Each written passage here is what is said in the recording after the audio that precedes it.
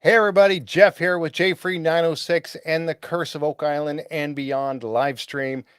And the day or the week finally got here. The start of season 10, The Curse of Oak Island. We've all been waiting, and finally it was on last night. And I got to tell you, do you agree with me? How many of you agree with me that that was the best season premiere of any season of The Curse of Oak Island? It was hands down, in my opinion, that was the best one that has been on there. I completely loved it, and I tell you what, we're going to be talking about it tonight. We're going to be going through the recap of the entire episode that was on last night, and Matty Blake will be here in just a little bit. He'll be joining us for a few minutes. So sit back and relax, and be sure to chat with us during this. And we're going to do our best to keep up with it as we go along, so that we can answer your questions. We want to see your comments and questions, and we're going to get started right after this.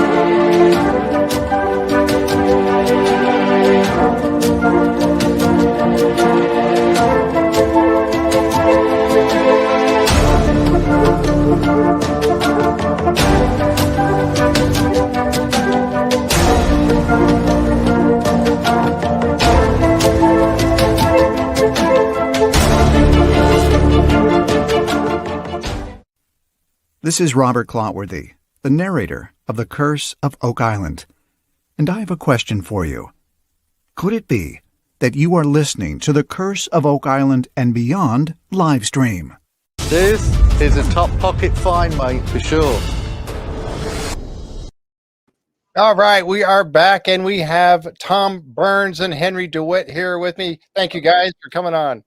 Hey, glad to be here. I tell you what, I'm going to ask you guys, what do you think? Was this the best season premiere of all of them that we've seen so far for 10 seasons? Based on the notes and the synopsis, yep. I know Jan Anderson does such a fantastic job of putting together the synopsis. And yeah, I mean, I thought it was going to be like 25 pages, but she kept that down to what, 5, I think? Yeah. So, man, oh my gosh. Yeah, 5 or 6 pages. This 5 or thing 6 was pages, but it's filled. great, folks. If you didn't get a chance to see the show yet, and before you watch these podcasts at night, if you don't get a chance to see the show by one method or another, read this, and it's darn near as good as watching the show. It is. Last night, I was hanging out in the Discord channel. And by the way, we have a Discord channel. If you don't know that already, down in the description of the show below, you'll find many things down there. And you'll find a link to the Discord channel. Now, we can be in the text chat, or you can be in the voice chat. We were hanging around in the voice chat last night. There was a couple of us in there. And we were talking about it. And a couple of the folks that were there are some of our Canadian friends that have not seen the episode yet, and they could not see it, unfortunately, until Sunday night. And so, but they said, we probably won't even watch it. They're going to just watch this show tonight, our show, and they get everything they need. I thought, oh, you got to watch the episode too. You have to watch it. Don't go by. You really do. It was good. It was really good. And I tell you, the drilling down, I thought beforehand, Yep, that was one of the best ones of those I've seen too. absolutely. They gave us a lot of teasers, Yep. but they gave us a lot of stuff to think about too. Yeah, they did. That's for Very sure. informative. I want to give a few shout outs to some of the folks that are watching tonight. I really appreciate you guys all coming around and sharing this with us. And like I said, oh my gosh, I'm still scrolling to get back to the beginning. So am I. Yeah. First one though, Jack Campbell is in the house. Jack Campbell is in the house. He is home. He is healing Hey. up and getting better. And we are glad to have Jack Campbell watching the show. So Hello, Jack.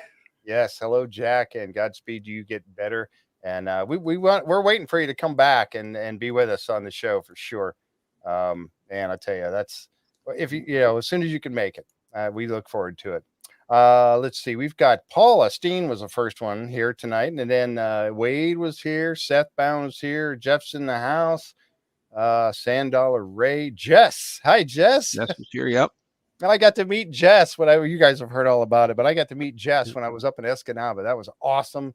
Really had a great time meeting you and Mike from the Beyond Oak Island episode, Return to Poverty Island. That was awesome. It was really a good show. Tara Lorraine from PEI is here.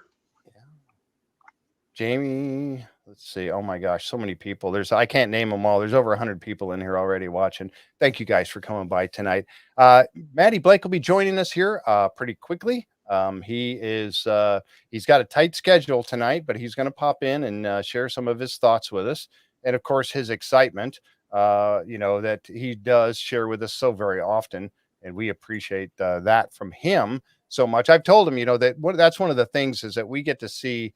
He shares my excitement when he's there in front of the guys and talking to everybody. I'm right there excited and wanting with him. But I tell you, it's really, really nice to have him come on, and he'll get us started kicking off this season premiere as well. So thank you, Ron. That was very nice of you, sir. I appreciate you very much. Thank you. And C. Fulton, thank you. That's awesome. I can't thank you enough for that. That's so awesome. Anthony Castle, Indy's Antics, Jan, Jackie, Debbie. Oh my gosh, there's so many people here tonight. Jeff Babineau is here. Jeff. All right. Jeff's in the house. Anchor Tours. Sherry Kearney is here. Yep. Jen Scorza. Kat Fulton, Chris Bowes. Deidre's Hello, here everybody. too. Hey, Deidre. Deidre's here. Yep. Yeah, I was watching her show last night. Could it be an Oak Island podcast last night? She had Laird and Scott Barlow and Steve Guptill on, and they were chatting it up there last night. That was a lot of fun. It's great seeing Scott get on. That's really cool. Yeah. But that was a lot of fun. So thank you for sharing with those guys last night. Yeah, and we got to hear all about Deidre's surfing experience. Paddleboarding or what? I've never done that. Yeah, the paddleboard behind the speedboat trick. Yeah. That's not a natural act, Deidre, in case you're wondering. Yeah. Well, I made a mistake. Sherry Kearney is not here. It's Dale. Hello, Dale. Oh, okay. Not Dale's Sherry, using Dale. Sherry's account. Oh, see, he's incognito again, using somebody else's account. I see how it is. All right, Court's here. Hey, Court, how you doing? But so that was an awesome episode, and I tell you what, it was. They packed so much into this 2 hours, and I was hoping that we'd get to see some of the things that they've been showing on the promos, and sure enough, they did. I mean, I just hope the rest of the season. I hope they didn't show us everything, right? Oh, I think there's some stuff we still have to find out. There's going to be a lot of stuff to find out, and as we get down into it here tonight, and I really had to hold myself back a little bit. You folks, that I love my pictures. I like to go through these because it kind of helps to tell that story that that Tom and Henry and I are going to walk you through tonight again, and I like to do this because I like to get the ketchup cake. Oh my gosh, don't even go there. That was so gross to me. They were talking about a ketchup cake last night on Deidre's show, and Dustin's show, and I was like, oh, ketchup. Even the ketchup chips. I know Storm chips, some of the other flavors. Ketchup chips are all right. Ketchup. Yeah. I don't know. Yeah. All right. I'll take your word for it. I guess I'll try them when I get up there. So I have very close to 100, Linda. Yes, I do have close to 100, but I don't know that we'll get to all of them tonight. Talking about my pictures, but we will go through some of them, and as we do, and then Matty will show up, and we'll bring him up as soon as he arrives. He's got a limited time schedule tonight, so we'll bring him up as soon as he gets on, and we'll talk with him a little bit. But he is a busy man, as you can well imagine. So, thanks. Tomato soup cake. Okay, no, I don't want that one either. No, I don't think. I like tomato soup, but no, not happening. Yeah, I'll not happening. pass on that, cat. We'll pass on that. All right, so this is going to be a long one, so let's get started, and then we'll work with Matty when he gets here. Yeah, when he pops in. Yeah, when he pops in. All right, Curse of Oak Island, season number 10, episode number 1, a 2-hour season premiere, and I, as always, the guys they show up with arriving on the island, and as Marty will usually say, this is the year, and again he said it right there. This is the one. Number one goal is to find the gold. To find at least the gold source. Mm-hmm. Yeah, that was the number one goal. And as we go through this a little bit tonight, that's going to be an interesting as we talk about that, because how Ian Spooner is going about finding it. And we'll get to that as we go along. But again, that's a huge thing right there, and I can't imagine how he's going to accomplish that. But here they are arriving on the island, driving across that beautiful causeway. I mean, how many people don't recognize that picture? When you see that picture, even from afar, automatically, where that's at, right? Exactly. Coming across the causeway. For those of you guys that are watching on Facebook too, I wanted to say that if you put up a comment, if you have not allowed StreamYard to use your name on the Facebook side, it comes over as Facebook user. If you would put your name on there, if you want us to recognize who's saying what, put your name on there so we can tell who you are, and we can give you proper acknowledgement for coming on there, because I like to acknowledge people when we do use your chat and stuff, but just sometimes when it's Facebook user, it doesn't tell us. There's quite a few people watching on Facebook. Yeah, I see Tony Sampson just joined us too. So hi, Tony. Hey, Tony, how you doing? Hello, Yeah. Tony. He's probably made a few trips around that island this summer. Yeah, just a couple. You guys got to experience that. You guys did the tour with Tony, and amazing tour guide. We had him and Jade Beach was the other gentleman on the boat at the same time. And yeah, the folks, if you get a chance to go, like the wealth of knowledge and the funny stories, and time just flew by. Yep. Yeah, I've said before, I think, Tony, you can certainly handle your own show. If you want to be the Tony Sampson's treasure, searching for treasure out on the high seas, I would be watching that show. Matter of fact, we'd break it down and recap it here every night after your show. We do it right here on the Curse of Oak Island and Beyond.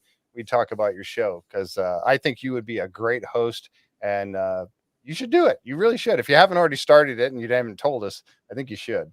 I really think you do a great job with that.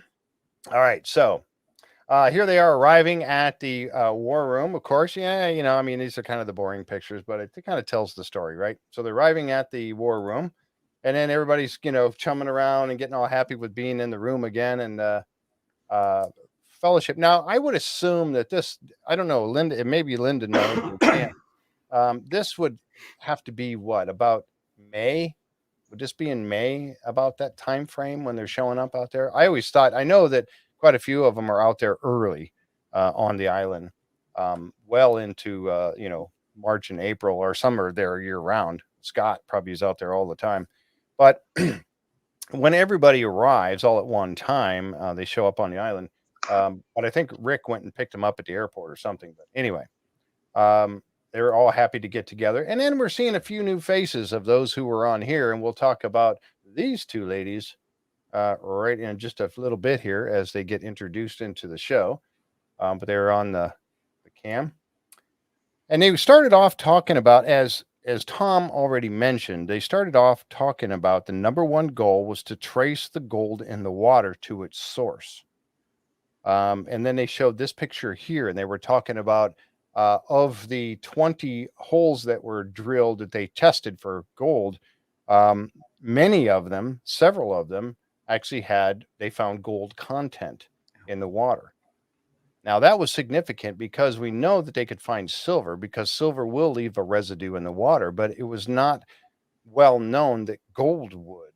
And so everybody thought, well, gold's not going to show you anything. So, I mean, it's not going to show up in the water. But yet, that one gentleman, and I am at a loss for his name, was able to find a way he knows a way to do that. And he did. And so now that's the Gerhardt dump truckload of gold that Ian talked about. And Ian, when he was on the show with us back during the hurricane, he mentioned that he still stands by that to this day. So, yeah. And now this season, they are going to go about a way to find it, which is going to be the source in many different ways. They're going to be looking for the source. So that's what this map here was showing us. So many of the boreholes that actually showed gold content in them. And it's funny because we were fighting about this grid. I had worked on this grid to try to get my orientation of how it was laid out in the money pit. And we all came up with Amy helped me. We put together a picture of the money pit from a drone picture. And then, I think it was actually from a satellite view, I think. But we zoomed in, and then we were able to take the grid and we positioned it on there the best we could. We were pretty darn close. We were off a little bit, but pretty darn close, assuming that this one that was done by creative artists at Prometheus probably put together. We're assuming that this one is pretty darn accurate. We hope it is. But finally, we get to see the orientation. Yeah, Gives you a good reference. perspective of the entire area now. With those landmark shafts, with the head and shaft and chapel and all the ones everybody recognizes. C1. Yep. It gives you a good reference point now. Yeah, it certainly does. And folks, I want to let you know that the Mr. Head Acorn himself has just arrived, Mr. Matty Blake. Hey, welcome to the show. Hello, everybody. Greetings. Hello, Matty. Hey, How are Matty. you, fellas? Good to see you. How are you doing? A little tired, but you probably stayed up really late last night, didn't you? Yeah, it's been a bit of a whirlwind this year, but happy to be here. Oh my gosh. I said earlier before you got here that I think that this season premiere, number 10 here, was the best one of all 10 seasons or 9 seasons leading up to this point. It was the best one in my opinion. It was great. Yeah, it's Jeff, it's like I think in seasons past, it was still kind of figuring out, okay, which of these areas should we focus on? It is so clear now. The goal is so clear. We know there's precious metal underneath the ground. So it's like, yes, you might still look here. You might still look on this lot. There's interesting things, but it's like the unspoken truth is that that's the thing. Yep. Yeah, it is. And you know what's weird too, or not weird, but the thing of it is that they showed us in this particular episode, this premiere, they showed us about, and I'm going to bring this map back up real quick, just briefly here, but to look at this, to say, this is where they were always doing all the looking over here. And now they're doing this looking way over here with the drill holes. Now, some of these were probably popped in there before. And am I right in assuming that this is an area that they really had not looked before this season? Well, if you remember, there was some interesting things with Shaft 6, and they had made some interesting maneuvers over towards Smith's Cove. Yes. Kind of like if you think about heading east, but surely like C1 and OC1 and all that, and H8 was, a little bit further away than that. But if you remember that, here's the amazing part about now this garden shaft area. Number one is, I don't know if you remember this, but in a previous drilling down, Marty actually lowered me down into that shaft in a payloader, like in the bucket, which I remember that. Yeah. My producer was not happy with, by the way. Oh, well. What are you doing? You're breaking every single law. But I was like, I trust Marty. I've seen how he operates that thing. And, so I did it. And at the time we just thought it was a 19th century searcher shaft.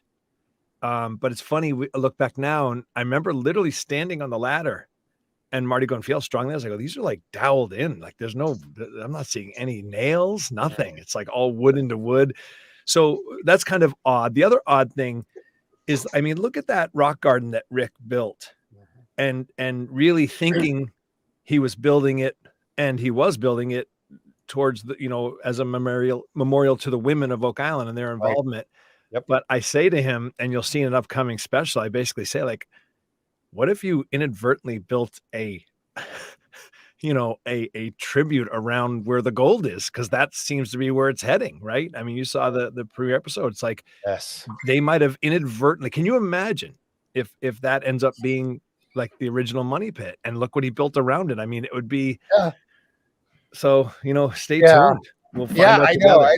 know. We are so excited about that. But you're right, and we kind of, as the listener or the people that are watching the show, most of them know I don't speculate at all. In my many speculations, Not you, no, never, no.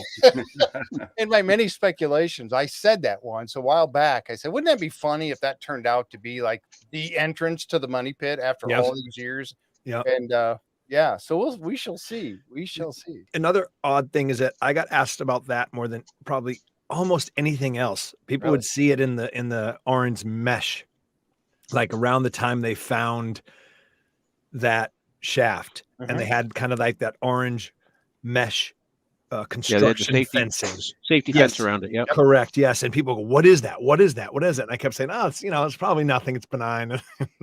Boy, we all might have been very, very wrong. We'll see. Very, very wrong. Oh my gosh. Yeah, I tell you what, I am so excited about this. It truly is. And I tell you, not only with this, but also your drilling down shows that you've been doing, and the top 10 finds in the swamp, and all these are very, very good. But the one that was on last night before this episode was one, I think it was amongst the best ones. You took us through, I should say they took you through some different areas around the island. And you guys were standing. Now, we've seen many of the pictures that have been taken and spread around the internet about, the now cover that's on top of the garden shaft. They got the yellow cover on top of it now, and the guardrail around it and all that. And we saw that behind you as you were there in the Money Pit. But some of the things that they showed you on that show, and then to us, we heard about, like, the well, lot 26. Yeah. So what's going on lot 26, man? Fill us in. I mean, and I think you saw at the end of the season premiere episode a kind of a tease on them addressing that well that they showed me. So it all gets a little confusing. And so because it's all out of sequence, we tease some things that come up later. So I'm always have to be very careful. And of course, I know it as it's happening on the ground there as the summer's progressing. So I have to be really careful, like, what I say, because then I forget. I sometimes think, like, oh, they know that because it's in the special. And then I'm like, oh no, that's episode like 7. It's not happened yet. No, we don't want to put you in that position. No, I know you guys are awesome, but I suffice to say, you're going to see them address that, and they tease that. Also, the connection possibly between another feature, that wall, and the fact that Tony Sampson and I dove right off of that area in a drilling down special, and we saw the remnants of that pier just like they had done before with Alex and that dive, and we saw it right off the edge of where that was, pretty much. That whole side of the island is very interesting. So it speaks to some sort of operation that probably goes beyond cabbage farming. That's all I can say. And that stone wall that Laird pointed to, and he was very coy and smiling. That's going to come into play also. I'm going to spend some time at that wall in a future drilling down, following up on that. So it's all in play. It's all absolutely fascinating. Yeah, it was really interesting to note last night that in that episode, and then in the episode 1 for the season, that one of the 3 properties that were talked about most were all owned by Samuel Ball. He keeps coming up, and it's like when he started really coming up, time and time again, the further we looked into his name and the possible connections of what he might have done and known, maybe found, to literally find his name on something, a tag, it was almost like, I remember saying to Gary, it's almost like he's calling us from beyond, going, hey, Yeah. don't forget me. I'm a huge part of this story. Yeah. So it's he's hard to ignore He's a him. fascinating guy for sure. Mhm. And Mhm. Henry here, to his credit, he has been doing a lot of research and going back in time, all the way back as far as he can, looking into the lot owners over the Yes. years. Yeah, a little bit. Yeah, a little bit. He's been Little sharing a lot of it with us, and I tell you, that takes a special knack to be able to, really dig in and find out all those, James Anderson and all the people that have owned lots on Oak Island over the years. It's really fascinating. And of course, Samuel Ball being, so prominent in all of this. And Henry, I'm sure you've noticed how many of them were Freemasons. How many Yes. lot owners on Oak Island were Freemasons? It's freaky. The only thing they needed was their own clubhouse. Well, I That's it. found it interesting how many were from the Boston area. Mm. Early Mhm. ones. Seacombe, Prescott, Melvin. They're all from Boston. Yeah. And that kind of feeds into some of the revolutionary theories. Yep. Right. Yeah, Court Lindahl and his Revolutionary War theory. Yep. Mhm. Absolutely. Yeah. And Court's here tonight too, by the way. He's watching with us. Hello, Court. Court, great work. Yep. Absolutely. The other thing I wanted to mention, I know you're limited on time, so I wanted to get this one in. And I know you can't tell us too much, but when Gary handed you the little white box, Everyone's asking about the little white box. I know you can't tell us what's in it. Okay. I mean, were you as wiped out as you appeared to be when you saw this thing? I mean, I don't know what it was, but So, first of all, let me say that everyone's like, Matty, how could you do that? I'm like, I wasn't the one holding I was holding the box, kind of looking at it, but I was like, it wasn't my call not to show anything. Trust me. I was, I'm constantly, my poor producers, I'm like, can we just show them? Why are we doing, and, of course, then we don't want to blow it in the season pre-special, but, I can tell you this, like I mentioned in that thing, the cash coin, because we did that last year and people yelled at me for that last year. Yep. And I was going, how old is this, Gary? Because I knew it was very old. I'm not a coin expert, I can't say the word numerologist. Thank you. Yeah. But I knew it was old. It didn't take a real expert to know that thing was old with the square hole in the middle. And I'd seen some coins like that before in books and things like that Gary has and in some of his previous work. So I'm like, is this thing as old as I think it is? And that's, we're looking at it. And then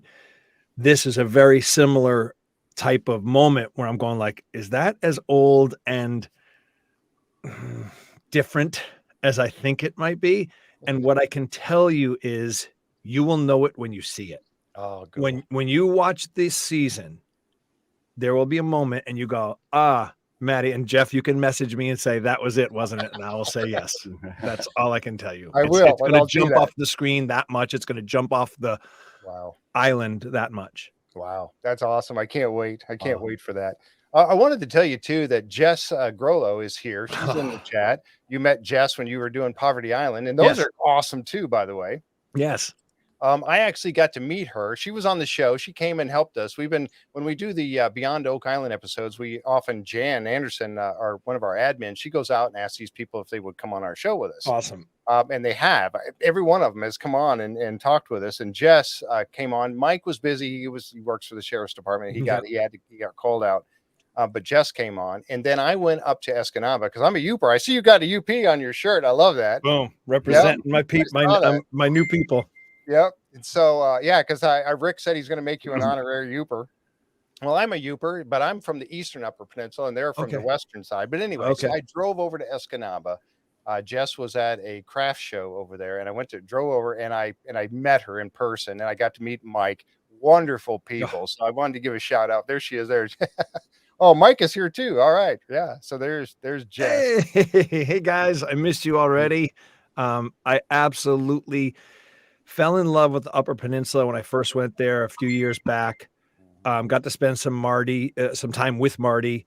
And I've been going to Michigan for years, but I hadn't been to the UP until a few years ago, and fell in love with it. The people of the Upper Peninsula are a lot like the people where I'm from, in and around Boston. It's a working class, hardworking, tough, but loving. They might seem tough on the exterior, and they're not like super friendly maybe to people who are from the outside, but once you're in, you're in. You know, like you go to California, I was like, hey bro, what are you doing? You don't quite get that at UP. You don't quite get that where I'm from in Massachusetts. Right. But when you're in, like you're a brother and a sister, and that's how they are. So I immediately hit it off with them. I immediately loved them. I hope they felt the same way. And Mike and Jess are just awesome. You know, Rick always says, somebody knows something locally. Always talk to the locals. Yep. Because somebody knows something. Somebody has the 90-foot stone in their basement, let's say, right?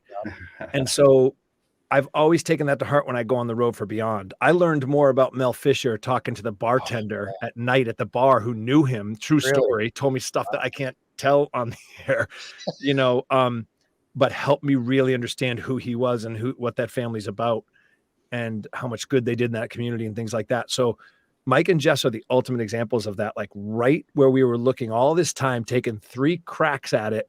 But it was Jess and Mike who just lived there and experienced it and knew so much. They were right there, right in front of us, and we almost missed them. So they're the ultimate example of speak to the locals. They know. Yeah, absolutely. Yeah. And she is wonderful. She was telling me stories of, you know, she told me a story about when they were filming where she got caught or her pants got caught on one of the. She's hilarious. She is hilarious. Oh, and what's really funny, they have a funny dynamic. Like we'll say to Mike, like, you know, I'm just making this up, but we'll be like, oh, it'll be a night dive in frigid water. And he'll go, yeah. And she'll be like, he's doing it. Like he's doing it. She's awesome. Throw him out there, get him in it. Yeah, for sure. Oh, but yeah, really cool people. So yeah, I guess you're wearing it. So you're honorary Youper. So welcome. Love it. Yeah. You got to start saying A when you get done, you know, on the end of sentences. Got it. So yeah, got it. But yeah, glad to have you really. And I really appreciate your coming on tonight. So I know you're limited on time. So when you got to go, just let me know. And Colleen's going to text me here when the next call's up. So we're okay for a little bit. All right. Sounds good. Yeah. I got it right here. I mean, this season, you know, everybody, you know, and I have to admit, you know, part of the end, I'll say the part of the second half of season 9 got a little ho-hum. I mean, everybody was so pumped about the caissons going down. And we got one. And then when they had a 5th one, we're all excited. Oh, a 5th one's going in. You know, this might be the one. And then nothing. You know, they really didn't find anything. And now we see why, because they were basically in the wrong area. Yeah. So we think so far from what we've seen last night. But this season, I mean, I'm starting off, and you see the look on everyone's faces. And last night, Dustin and Deidre had Laird and Scott and Steven on last night. And you see their faces about when they're talking about stuff. I mean, I got a feeling that we're in for a treat this season. What do you think? I mean, is that there's 2 moments for me that really I look at as complete game changers. And it was Gary finding the cross and the testing of the cross, I think. And think what you want about it, and who knows if it'll come into play in the grand scheme of things. But I just feel like that really kind of sent shockwaves through the island. And the other was that moment with Dr. Spooner. Do you believe there's precious metal underground on Oak Island? No, I'm quite serious. Do you believe that moment, ever since then, I said it last year too, to be honest, I really did. I was like, there's a different energy this year. Everyone's smiling. There's a lot of Cheshire grins, which wasn't there before. Right. It was always good cheer and hopeful and let's go get it. But there was this kind of like, oh, we're on this thing. You could feel it, and you can feel it this year too. They are truly, truly, truly getting closer. They're following a trail of gold. Yes. I mean, they really are. So how could you not sense that and be excited? And I mean, it's amazing. And that's the thing too, as we kind of mentioned it because that was kind of in the beginning of the show. Oh, and I wanted to say real too quick before I forget this, that Leah said hello. Lee, Leah. I'm pronouncing it wrong. Hi, Leah. Leah said, yeah. So she's been sick. I guess she's been really, really sick. Oh no. Yeah. I'm sorry to hear that. Well, hopefully she'll get feeling better. But yeah, she said hello to Matty. Feel better, Leah. So Tony's in the chat. She wants Uncle Matty to say hi to her. Yeah, Uncle Matty. Hi, Uncle Matty says hi. Feel better. Oh, Leah. Yep. Yes.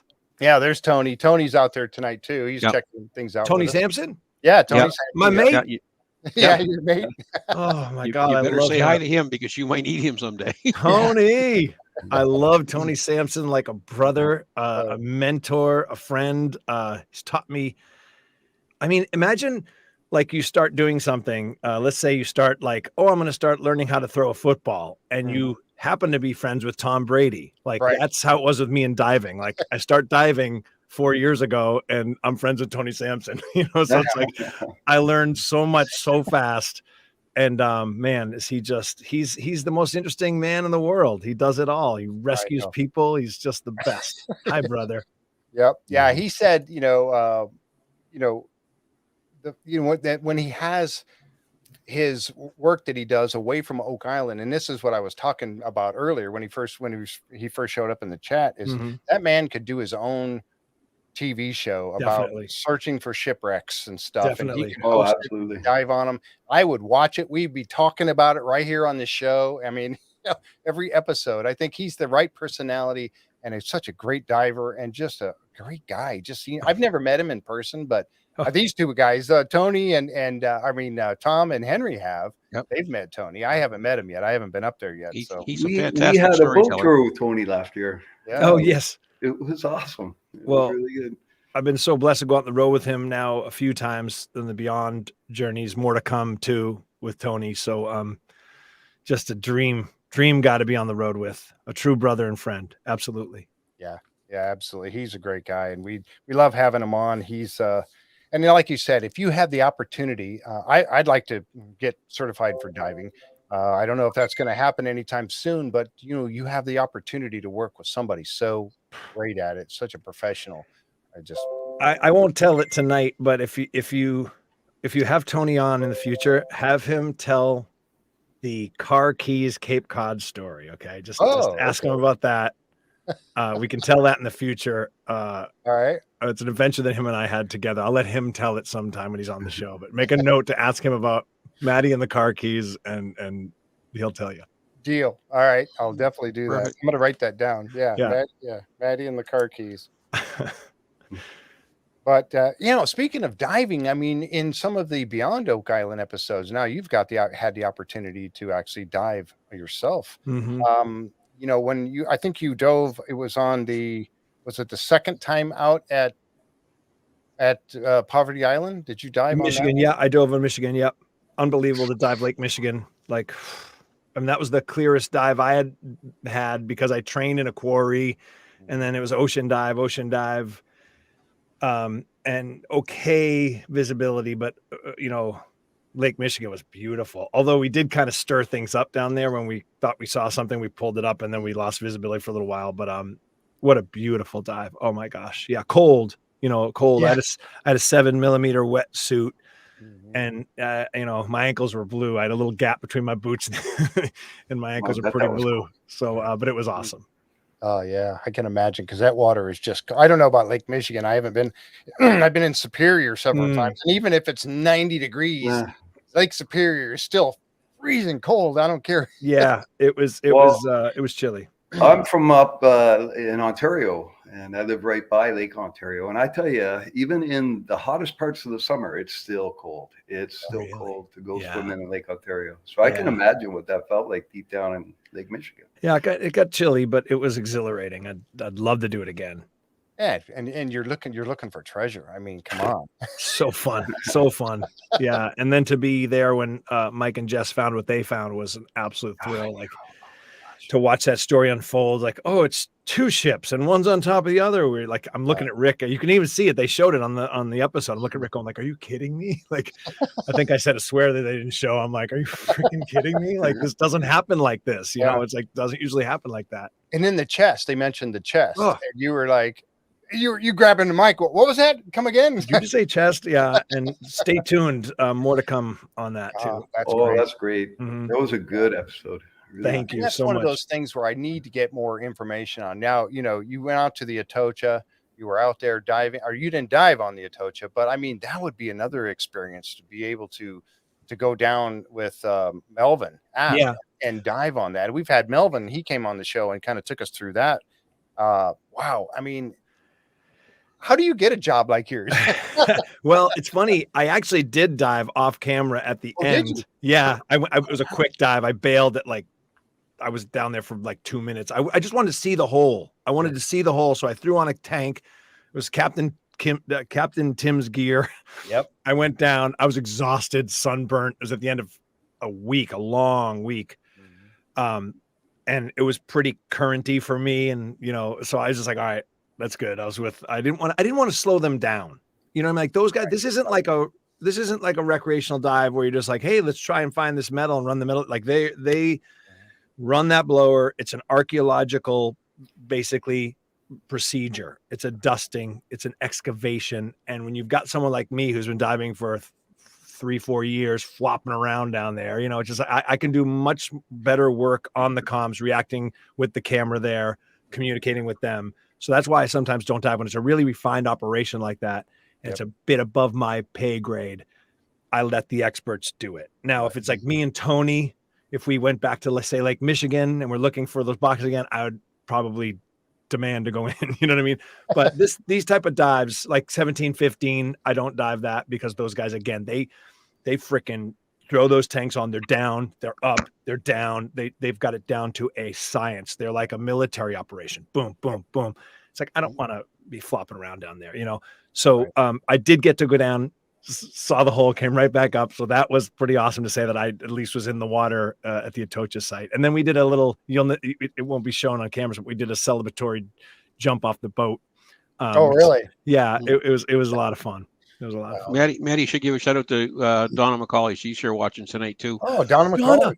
I love Donna and Gypsy so much. You might remember them trying to find that Sam Bass gold. And from your time in the cooler. Oh my gosh, that's right. Yes, Donna is just talking about great people. I mean, I hear people say things like this in interviews, and I'm like, but now I'm one of them, and I truly mean it. Like, meeting the people I've met is the absolutely best part of this whole thing. Like Tony Sampson, Mike and Jess, Donna and Gypsy. These people are the greatest. They're just salt of the earth, hard workers, beautiful people and beautiful places and beautiful parts of the country that I've fallen in love with that I never would have gone to. I never would have gone, to Mineral Springs, Texas, probably. Is there any particular place that if you had to say, okay, Matty, you've been to all these places and I'm going to give you 2 or 3 choices this year, which ones you want to go back to, your personal favorites? Is there any ones you can pick out that would kind of jump out at you and say, yeah, this is one or two of these places where I really want to go? I'll give you 2. Tom, it's a great question. And again, truly, not just saying love them all, but the 2 that popped in mind is, I want to get back in Lake Michigan in a warm time. Marty and I hung out at his place, and it was like being in the Caribbean. Like, it was just so gorgeous. I want to do that again, and see Mike and Jess. The other one that comes to mind right away is Newfoundland. And Newfoundland in July is like, again, you think you're in the Caribbean. There's dolphins, like it's like a paradise. The water's actually swimmable. It's gorgeous. So I think maybe another trip to Newfoundland I would love to do. It's like it's like being in Ireland, with the people are so incredibly friendly. And it's as beautiful as Ireland, and at other times it looks like you're in Greece or something. These cliffs, and you're like, where? It's not what I expected. It is gorgeous. St. John's is a gorgeous city. Fell in love with the people in that place too. So, as a matter of fact, stay tuned. There might be more news. There you go. There's our teaser for tonight. It's beautiful there. Oh. Tony was just saying that Atocha dive was a trip. The trip was a bucket lift tick-off. So so glad you were there, mate. Yeah. I got emotional on that trip because if you watch that on, when we to be able to, see Tony, a man, live out his dream to die. He had talked about the Atocha when we first met. Wow. Like when we first met and we were just hanging out, he had mentioned the Atocha someday to dive on that with the fishes, and then to be there to see that, a master at his craft, get to live that out, a childhood dream. I mean, it doesn't get any better than that. And the fact that we found coins and found actual silver treasure. I know. I showed the look. That was when we talked about that episode. I saved that picture when you were like, "Yes, look at Yeah. this," because that was something I tell the folks before you came on was that your excitement. We live through that excitement that you have because most of us, I'd be the same way. I'd be so excited just to be part of some of this stuff. And seeing your excitement takes us right in there. And that's why I love having you on to help kick off the season because you're like our biggest, you're the leader of the Acorns. I mean, come on, so you take us into that and you pump us up for the season. And that's just wonderful. But we live through your excitement of being there and being now, being inducted in as a fellowship, you're part of the fellowship now, which has got to be an honor in itself, right? Incredible. I mean, that is, unexpected, unnecessary, but also I remember I said to Rick and Marty, I said to Rick and Marty off camera, I said, I might not feel like I deserve whatever, but I said, what it means to me. And they both said, that's why we did it. Yeah. That's why we did it. You deserve it. You definitely earned your stripes and you've earned the trust of those guys too. So thank you, Tom. Absolutely. Thank you guys. Yeah, that's one of the things that I say about it when we talk about the show, because I've had people come to me and say, "Oh, they planted the cross, they planted this." I said, "No. I said, "Look," they said, "How can you be sure?" Well, people, it's so funny. People who complain about it, it's the same people. They'll go because I see the same names, and so like 1 month it'll be like, "Oh, it's fake, they planted it," and then like a few months later, like, when's anything ever going to be found? Where are you going to find something? I'm like, well, which is it? Because like, if we were planning things, don't you think we'd do more? Yeah. You know what I mean? Like, it's just people they like to complain. Yeah, absolutely. And I just, and I said, no, because when you watch the show over the years, like most all of us have that are watching here tonight, you know that you get the feel for every single one of these guys, including Rick, especially Rick Lagina, and the integrity that man has. I've not met Rick in person, and I'm looking forward to that day. But everybody that tells me who has met him, tell me what a nice guy he is. He'll go out of his way to talk to you, shake your hand, talk and ask you questions. And he always likes to ask everybody, so what do you think about what's on Oak Island? What's your theory? It's so neat to hear him, go through it because he really, truly is interested. I mean, I'll close with this because I just got the text. Okay. All right.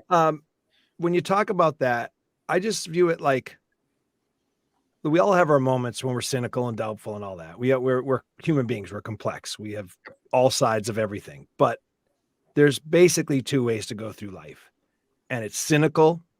Yeah, there's nothing there. No, they're wasting their time. And then there's, why wouldn't I? As C.S. Lewis says, don't dare not to dare.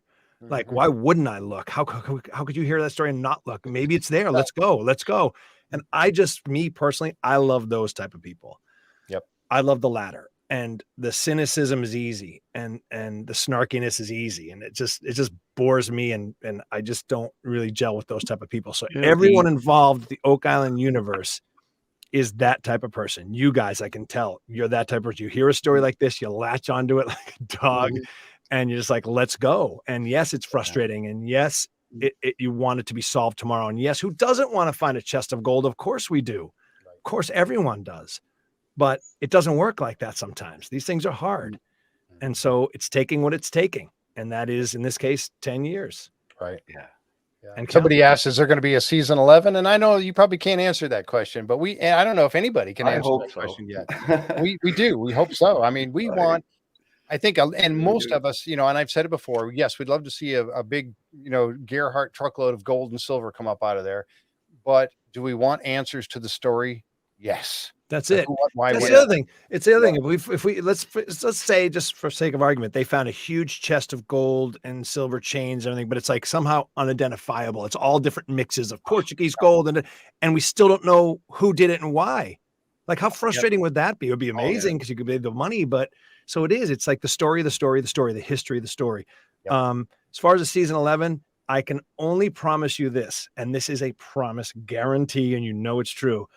At the end of the season, I will be sitting with Rick and Marty and I will directly ask them, are we coming back? Okay. That is a guarantee. And I'm hoping there's a huge chest of treasure on the table when I do it. Yeah. We'll see. We'll see. Yeah, I just hope it's not an empty box and it's got an IOU in it from Sam Ball. Suckers. Yeah, sucker. Took it. I had a great time. Well, wow, Matty, thank you so very much for Thanks, coming guys. on here and helping us kick off season 10. You are awesome. You are our head acorn and the king of the acorns. And I really thank you so much. It's been awesome. It's been my pleasure and my honor to have you on the show. Thank you so much, sir. Well, Thank you, Matty. Henry, Tom, Jeff, the brothers know you're out there. They know fans like you exist. It keeps them going. They truly do appreciate it, and so do I. And keep the faith, everybody. All right. you. Thanks, All right. Matty. Have a great night. Have a great night, sir. Wow, awesome. Isn't that cool? Yeah, we're not going to top that, so we'll just say goodnight. Yep, good night, folks. We're done. The rest of the show is going to be boring now. Sorry.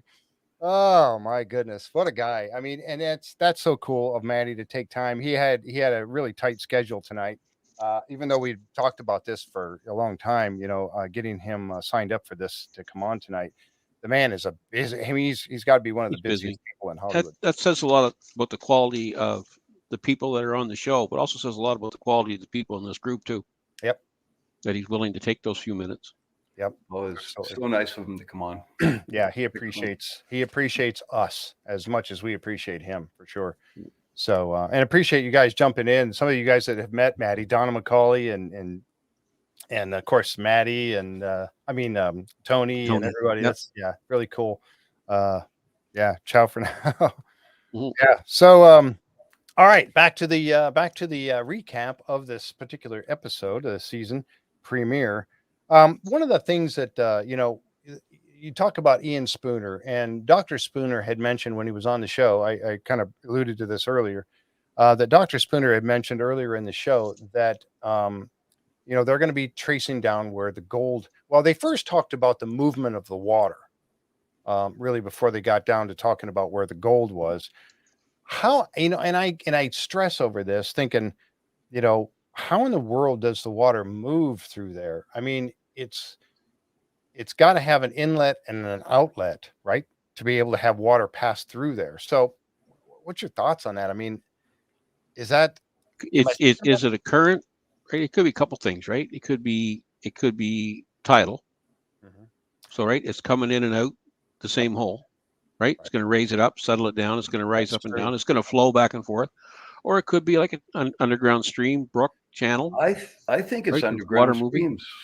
I think there is underground, way deep down in there. There's fresh water flowing around.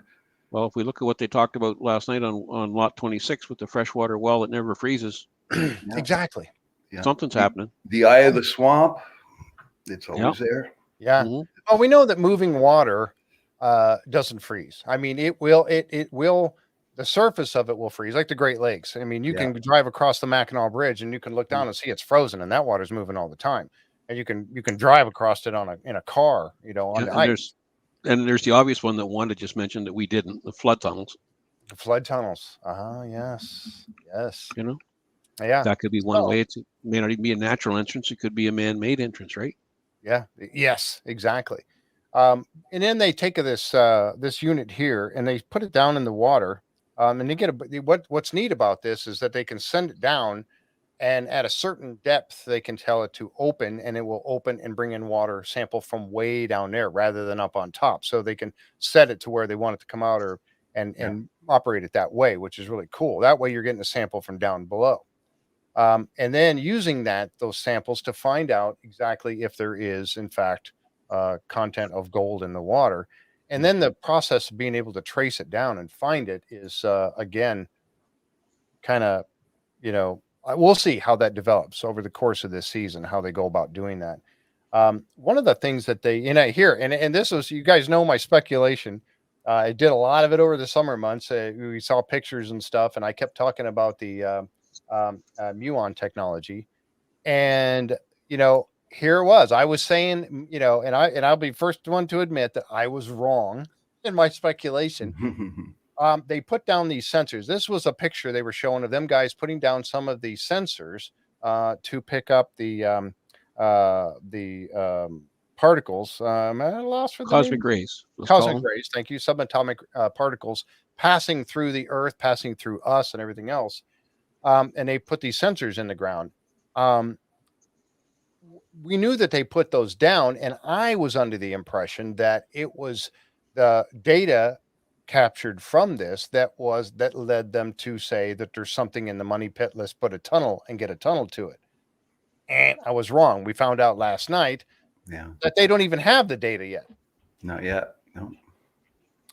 So the information they've gathered so far is just from drilling from the boreholes. Yeah.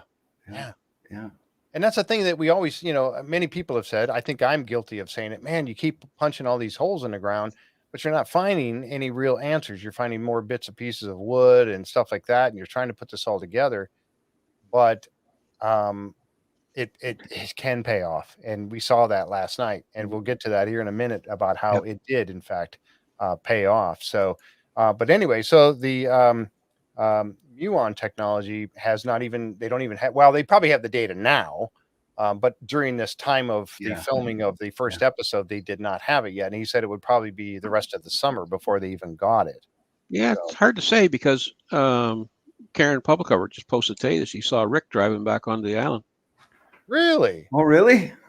Yep. Wow. So not all is solved just yet, I don't think. Not all is solved. Here we are in mid-November, and they're still working there. Yeah, interesting. That's very. Well, we know Scott was on the with Dustin and Deidre last night. He was broadcasting from the interpretive center or the office or whatever you want to call it. Mm-hmm. So there's still something going on. Yeah, for sure. There's those subatomic particles, or artist rendition of them as they pass in through the Earth. And that what it does is those little sensors, and here's a picture of one, or artist picture of one, in the sensor and all the particles passing through, and by reading those they can tell if there's something going on that in blocking them, and then they can gather this data and try to get this all taken care of. So and be able to see that, use that data to be able to tell them what might be down there. But as Henry said, they didn't need to. They did it by doing more boreholes. That was really cool. The other thing they talked about in that initial war room was that this particular thing, and I kind of alluded to this by looking at some of the pictures again, right here. This is the areas that were cordoned off when they did the archaeologists found when Laird and them found some of the Mi'kmaq pottery, and these were the areas that were cordoned off. The no-dig areas. Yeah, no-go zone. No-dig areas. No-go exactly.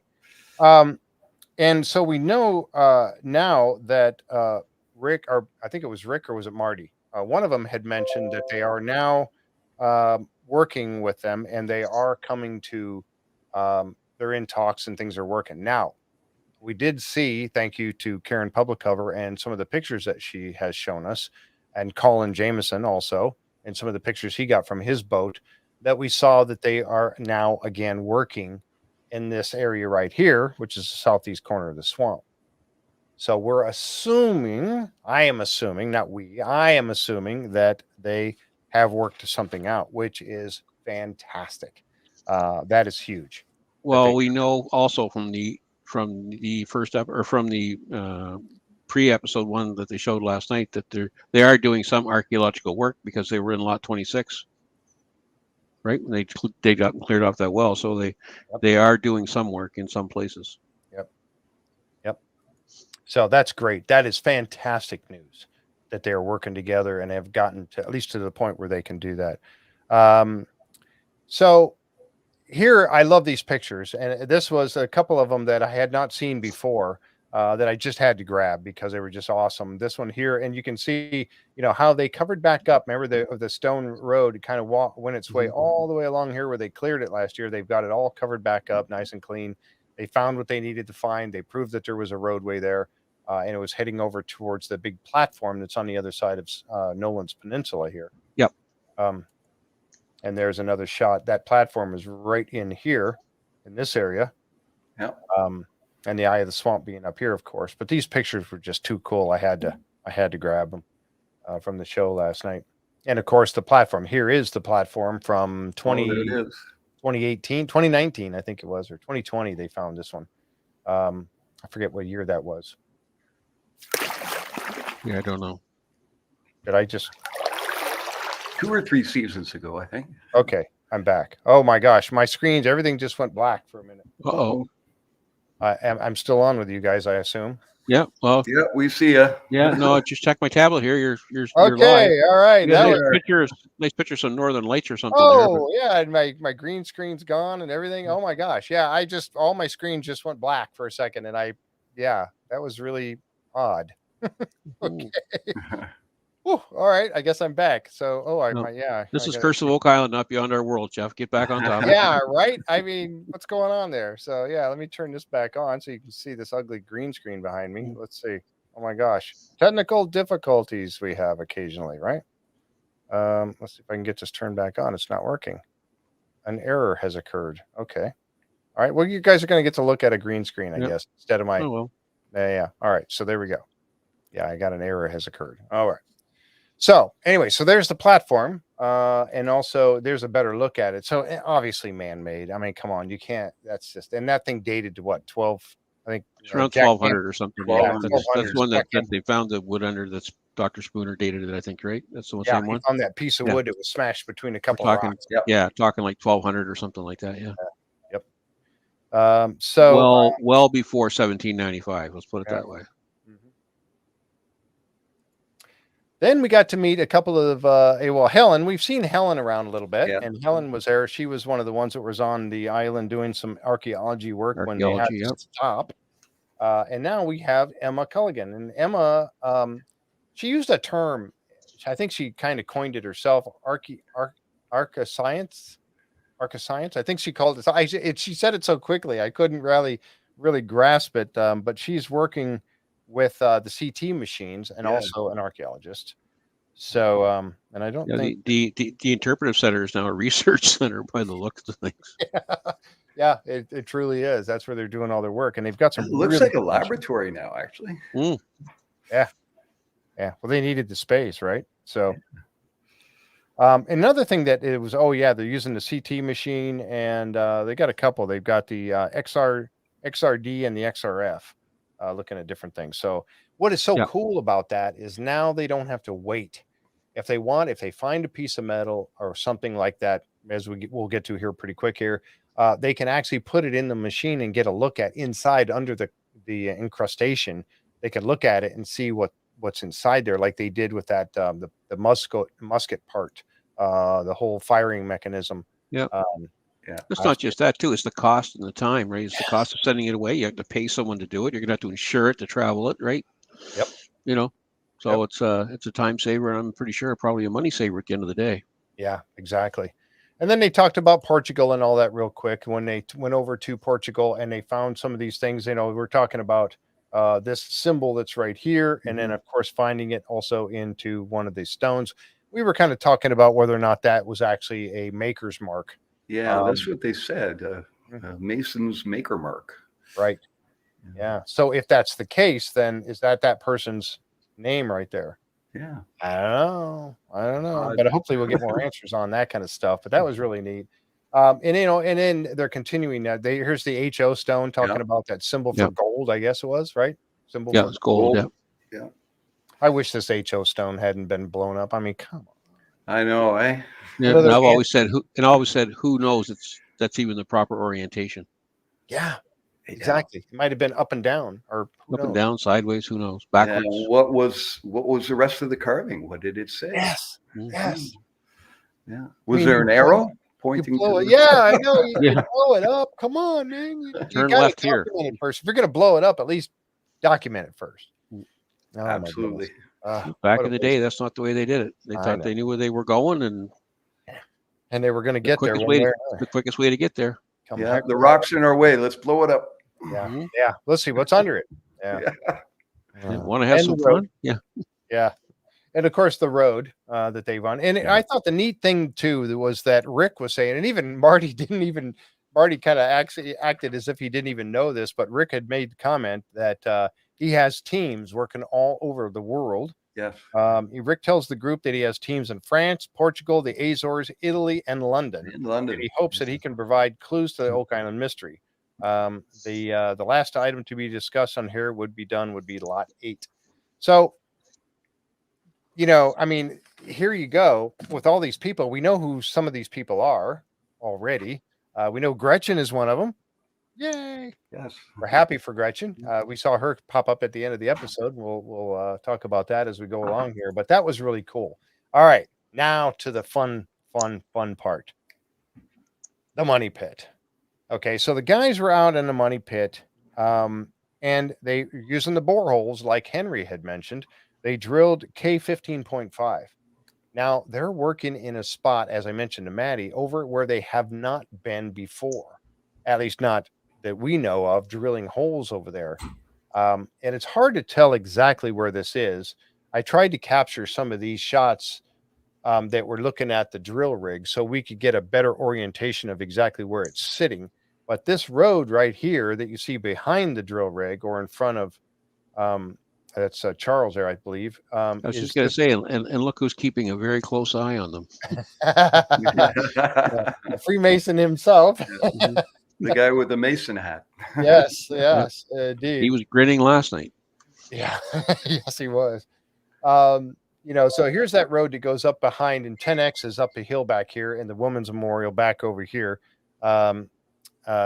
So anyway, we know that they're over more to the east than they have been before, drilling these boreholes. So that's really cool.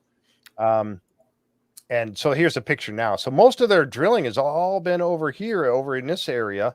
And I think that these concrete boxes or concrete protections, I don't know what you want to call them. I think they're just covering up some of the caps. Yeah, there's some of the caps on there. It may be covering up to where some of that muon technology is.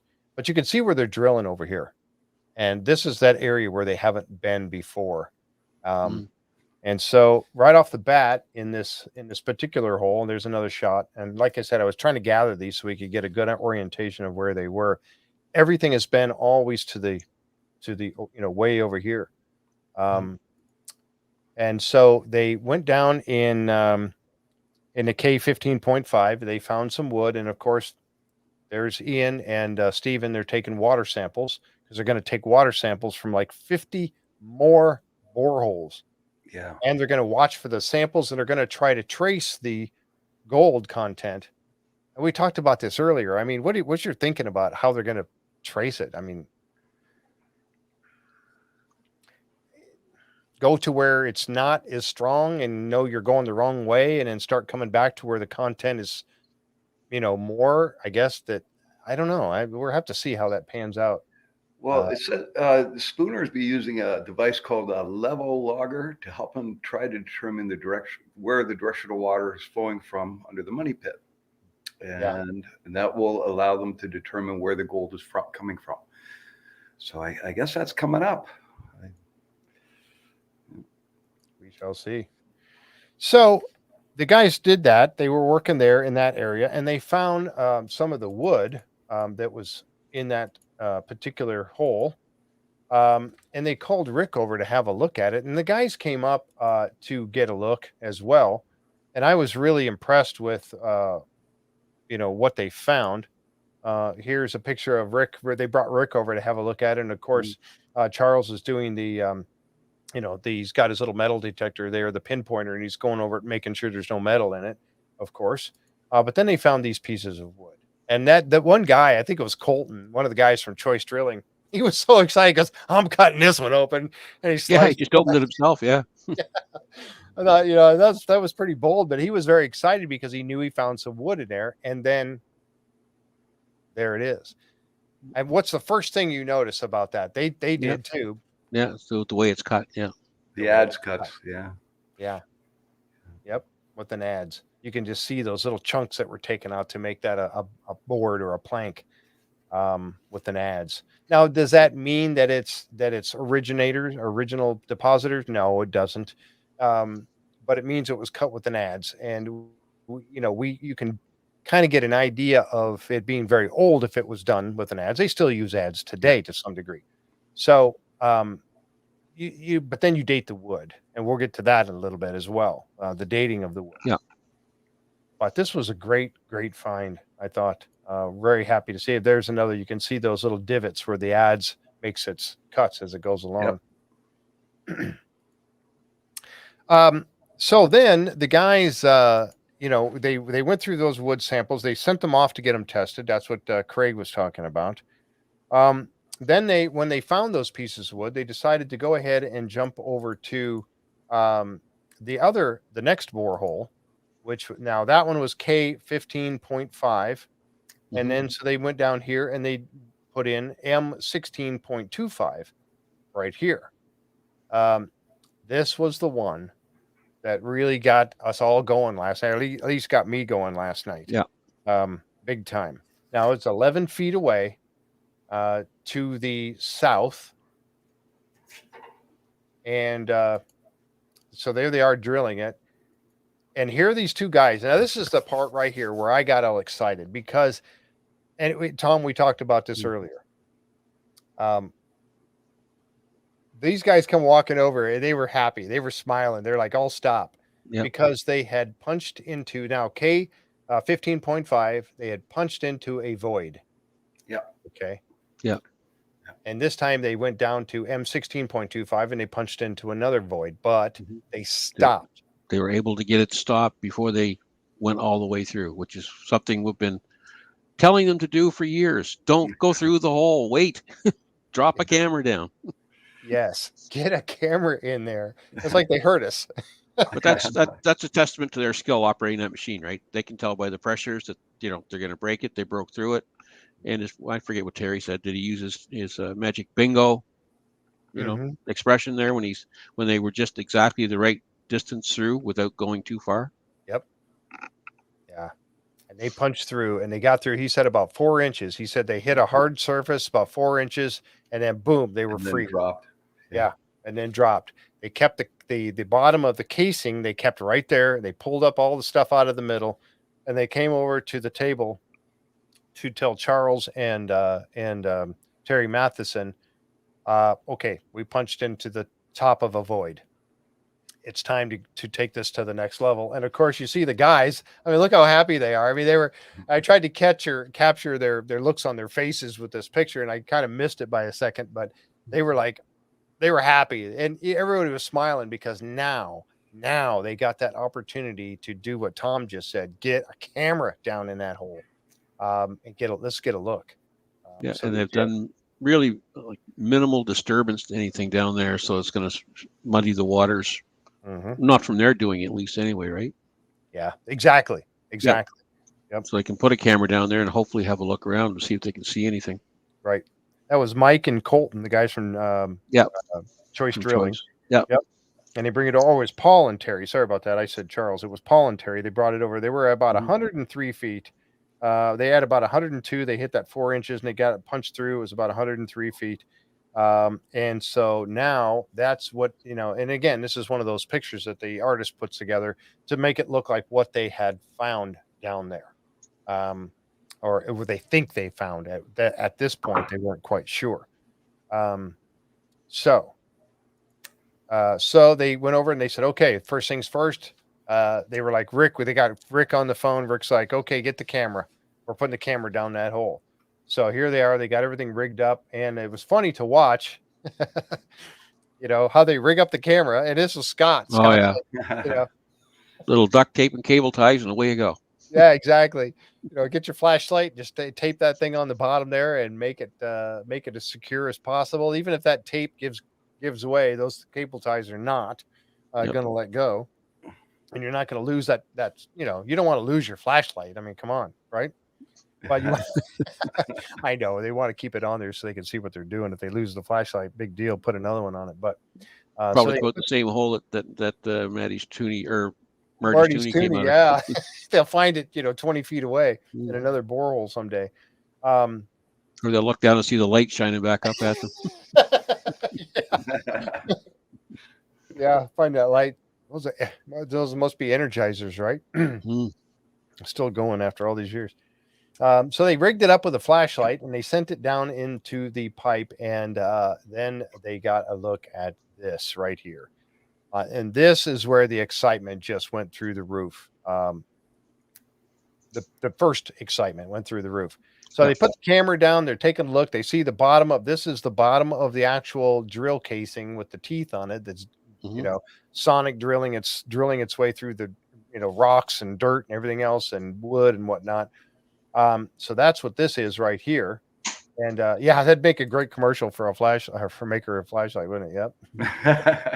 Remember the old Timex commercials when they taped it to a boat propeller or something like that? Anyway, that was a long time ago. So they saw this first, and then they move along, and then lo and behold, we saw this in the promos that were leading up to this season premiere. We saw this picture right here. Megalodon. Yeah, let's find some big sea creature come up and eat the camera. So they got this picture here of the actual wood that's down there. Amazing. Yeah, that did look like dog's teeth, that picture right here. Yeah. But they or Rick said something about a creature or something like that. So they saw this structure. Now, this tells you right now, that you're in some sort of a void and you're in some sort of a structure. Don't know what it is yet, but that's what they found. And because of the limitations of that flashlight, they could only see so far, but yet good enough to see that they were in a structure. Yeah, it's not just a void; it's a man-made void. Thank you. Yep. So, do you guys think that's a searcher tunnel, depositor tunnel, flood tunnel? What do you guys think? If that's a wooden dowel, we know it's old. Yeah. Oh, the right? dowel. And Matty alluded to it tonight. So it was going to be one of my questions was the ladder that came out of the garden shaft, did it have nails in it or wooden dowels? And Matty said it was wooden dowels. Yeah. Oh. So it's old. I mean, how old? I mean, is it 1700s old? I don't know. Yep. Yeah. But I mean, to find that wood down there, and it was broken, and finally, and as soon as I saw that, I had said something about the fact that it was broken because of the drill, the caisson coming down and hitting it and breaking it. Sure, could be. And I thought this was a drill hole when I first saw it. I thought that's what this was, and I guess it wasn't. They were alluding to this right here being a dowel. There it is. Yeah. And the fibers at the end of that break look pretty crisp, pretty new. Yeah. Yep. Yeah, and the 45-degree angle cut on this one, right here. Yeah. So they were thinking part of that tunnel is caved in, or it looks like it's caved in anyway. Yeah. Yep. Yeah, at 103 feet. This, folks, right here is so good to find. And you saw the look on Rick's face, and Rick was holding back. He was really holding back. Once they got started with the next step, which was, here's a picture of where they use the wooden dowels to hold wood together.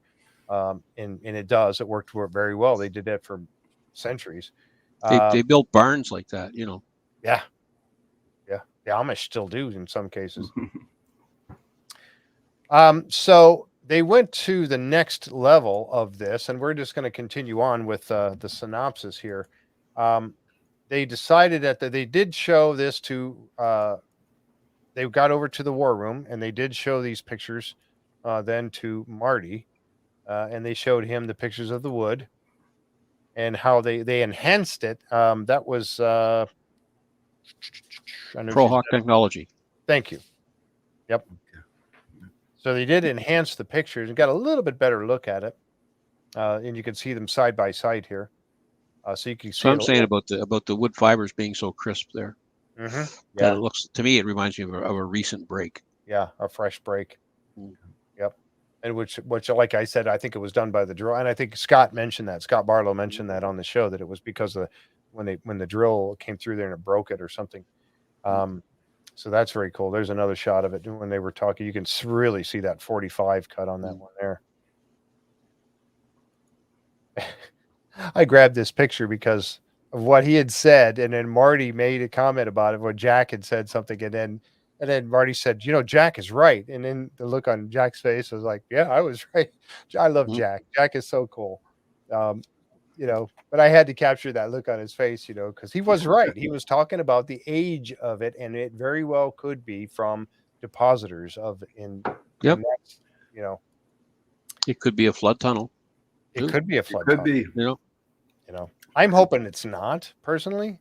I'm going to throw in my speculation and say it isn't a flood tunnel, but I could Well, be if it is wrong. a flood tunnel, follow it, and you know where it's going to take you. Absolutely. And you could block it off if it is, hopefully. Well, I think we all want it to be a depositor tunnel. Yep. Absolutely. Oh boy, we got a friend here we need to get rid of. Yeah, I see that. I think Linda's on it. Yeah, whatever you do, folks, do not click on. Thank you, Linda. Do not click on that stuff. Unfortunately, we can't stop that because we're out to the public on YouTube. So here's the sonar. They put the sonar down in this M16.25, and they get a look at this right here, and this is just awesome. I mean, this right here tells a big story. This is got to be. And I'm gonna jump right out and say it is. I could be wrong, but according to what they found, I think this is a tunnel. Now, we talked about this a little bit over the last couple of days. I mentioned it to you guys. I was asking you both about this. The tunnel that we knew that was a horizontal tunnel. Horizontal, yeah. We knew that the only one that we really knew about that was from the searchers, at least as far as I remember, was the 1863. I was asking you, Tom, about this when I was a Truro company. Was that the ones that had? Well, what they refer to as shaft 12. I mean, Henry and I have done some research into that one. So off of shaft 12, there was another tunnel dug, but it was on an angle. According to the research that I did, now Henry's research may be a little different, but it was on an angle, right? They were trying to come up and hit into a flood tunnel. Right. They wanted to cut off the flow of water.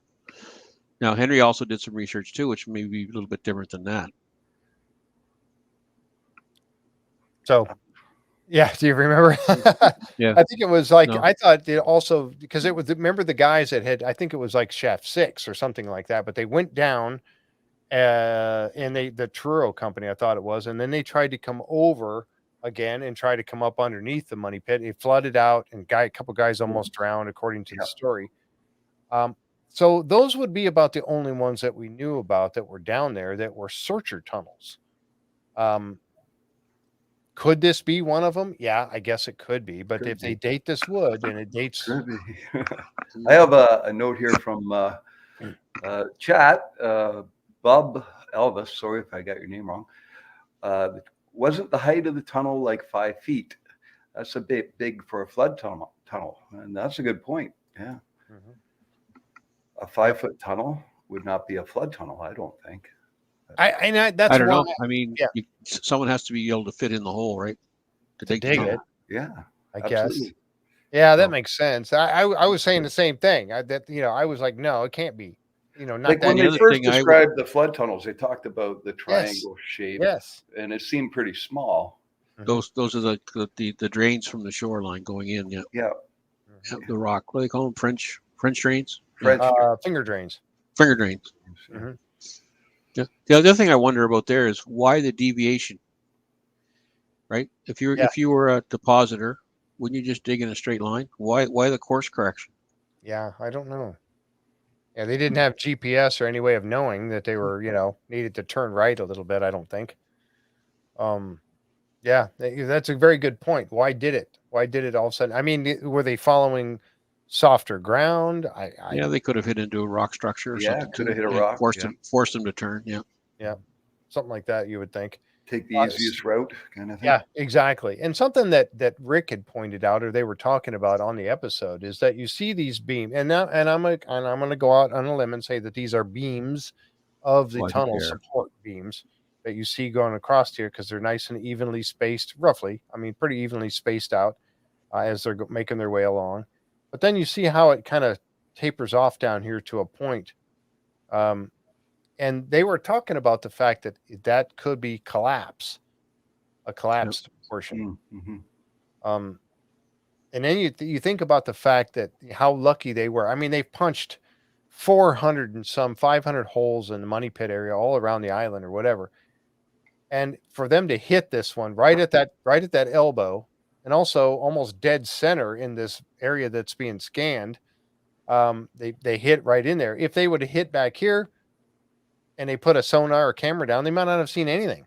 Oh, we've seen maybe some dirt, maybe a little wood. So how fortunate to They got actually lucky. you know. Yeah, I think so. And this is like 35 feet long is what they figured about what they could tell from the scanning. This right here is huge, Amazing. folks. This is huge. Absolutely huge. Yep. And think of all the other people that have dug shafts, bored holes, dynamited, Dunfield, you name it. And yet this one place has somehow survived to be found. Yep. Yeah, that's the other part of it too, is that it is. And that's that's in the Dunfield, and going back to that map, which we will hear in a little bit, the Dunfield area was much to the west and south of where they are now. So did they all miss it, including Dunfield? And you heard what Matty yeah, said. they had to have, yeah. Yeah. They had to have. So yeah, very interesting. Deidre's got a good point. It might be a straight tunnel initially, but a partial collapse of the tunnel would cause the appearance to be deviated. That's Good a very point. good point. Yep. Good That is a point. very good point. Yep.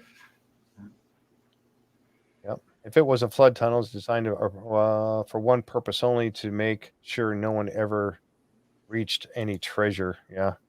From Yep. AO there. Yep. Unless they knew how to turn it off and get there. Yeah, exactly. Or if nobody had ever set it off. And of course, as the legend talked about, taking the 90-foot stone out of its resting place, it's caused it all, because Yeah. the next day is when they came back and found it flooded after they found the 90-foot stone, supposedly. We know that the story that's told on the episodes is not always like the three young boys when they were men, things like that. But anyway, we know that And my guess would be shortly after this, we're going to see Enter Dumas Mining. yeah, exactly. And that's I'm really Can't curious. wait. Yeah, I know, exactly.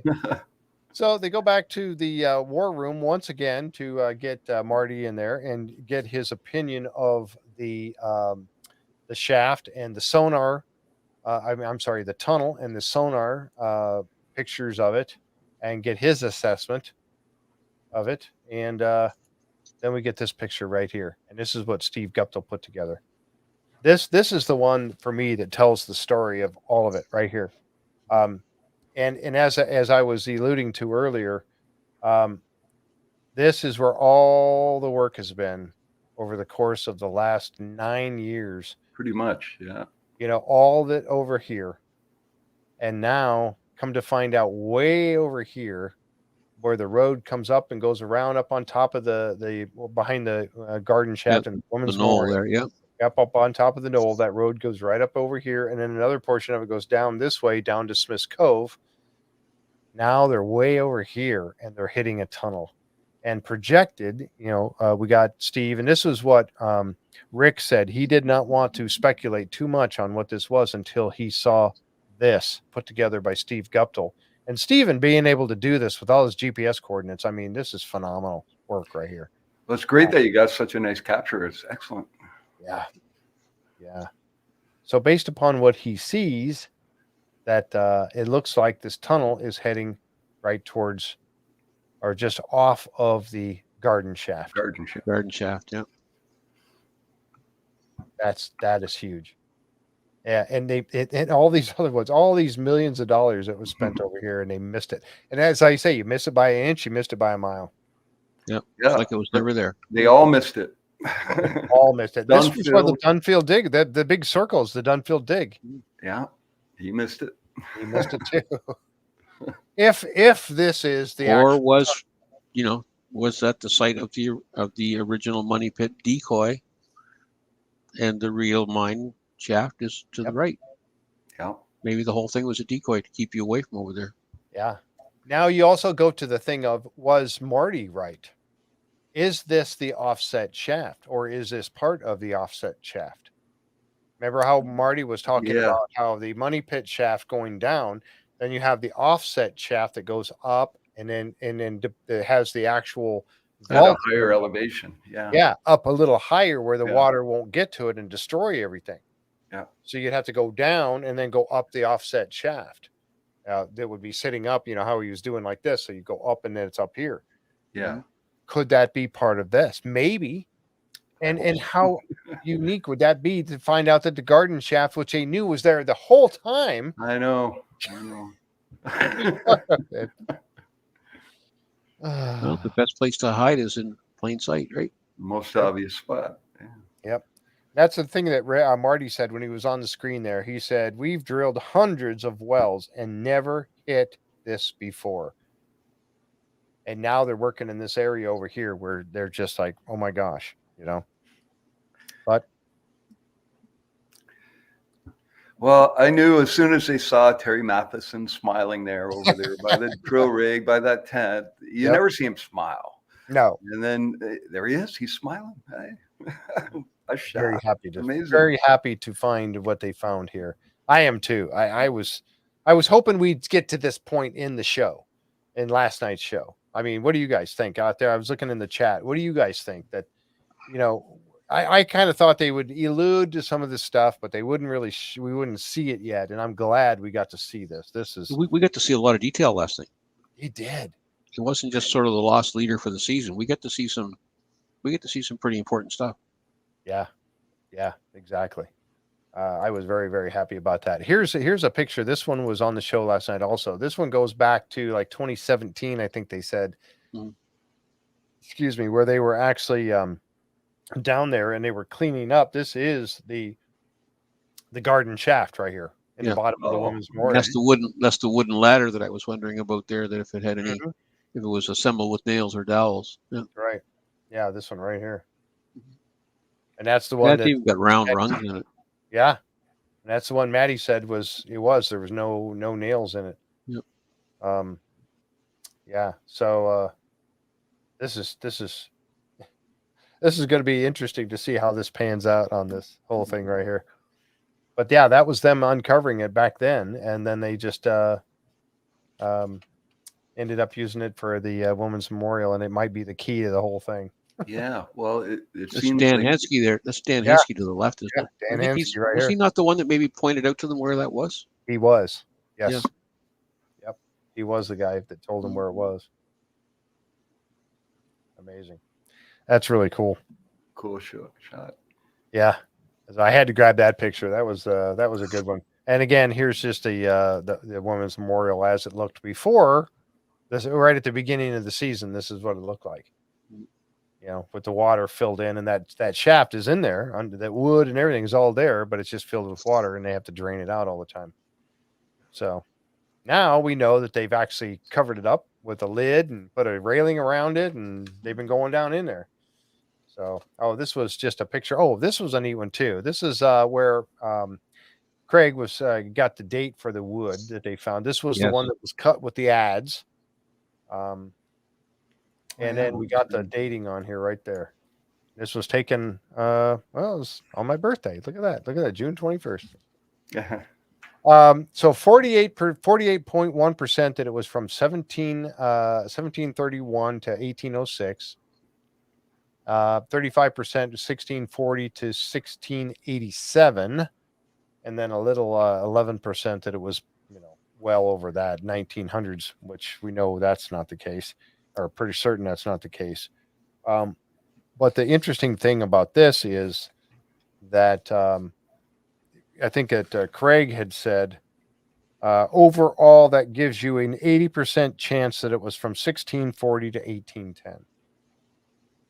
Wow. So now we know that the money pit was supposedly discovered in 1795, right?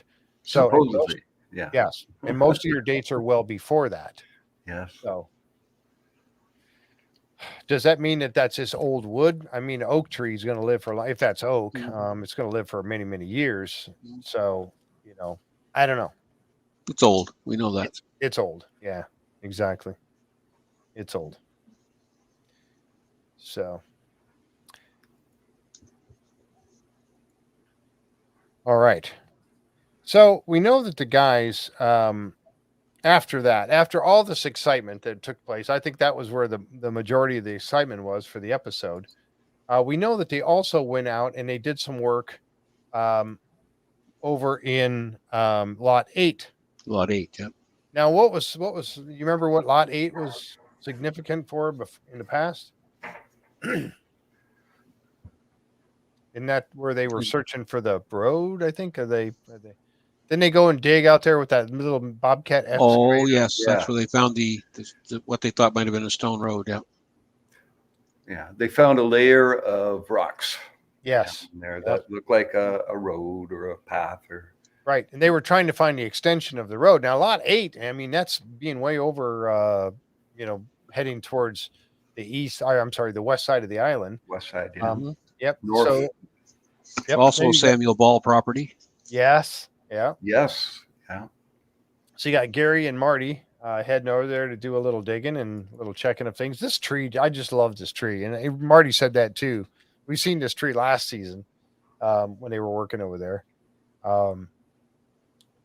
Let's see. You can tell what episode it was, a week of June time frame. Yeah, Jim. Yep. Yeah, that's a tree that looks like it was formed over top of some kind of a rock or something. Well, that's the big rock I think that they've got rolled out of the way there. Yeah, they removed the rock from here. Amazing how that thing would grow over it, right? Yeah. Yeah, lot 8. Yeah, I think lot 8 was also the brooch find. The wasn't brooch, it? yep. Yep. So they're over there working lot 8, and there it is there.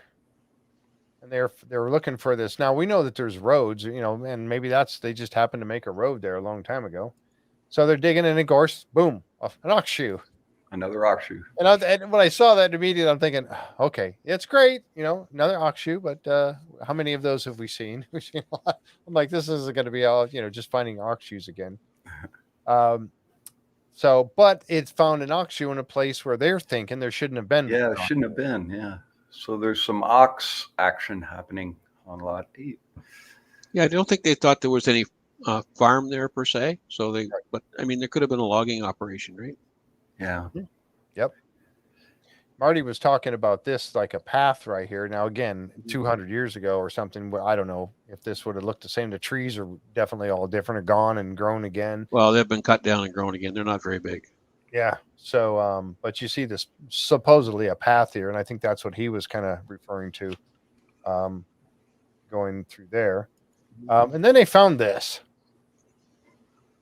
and a lot of people jumped out to say what this might have been initially.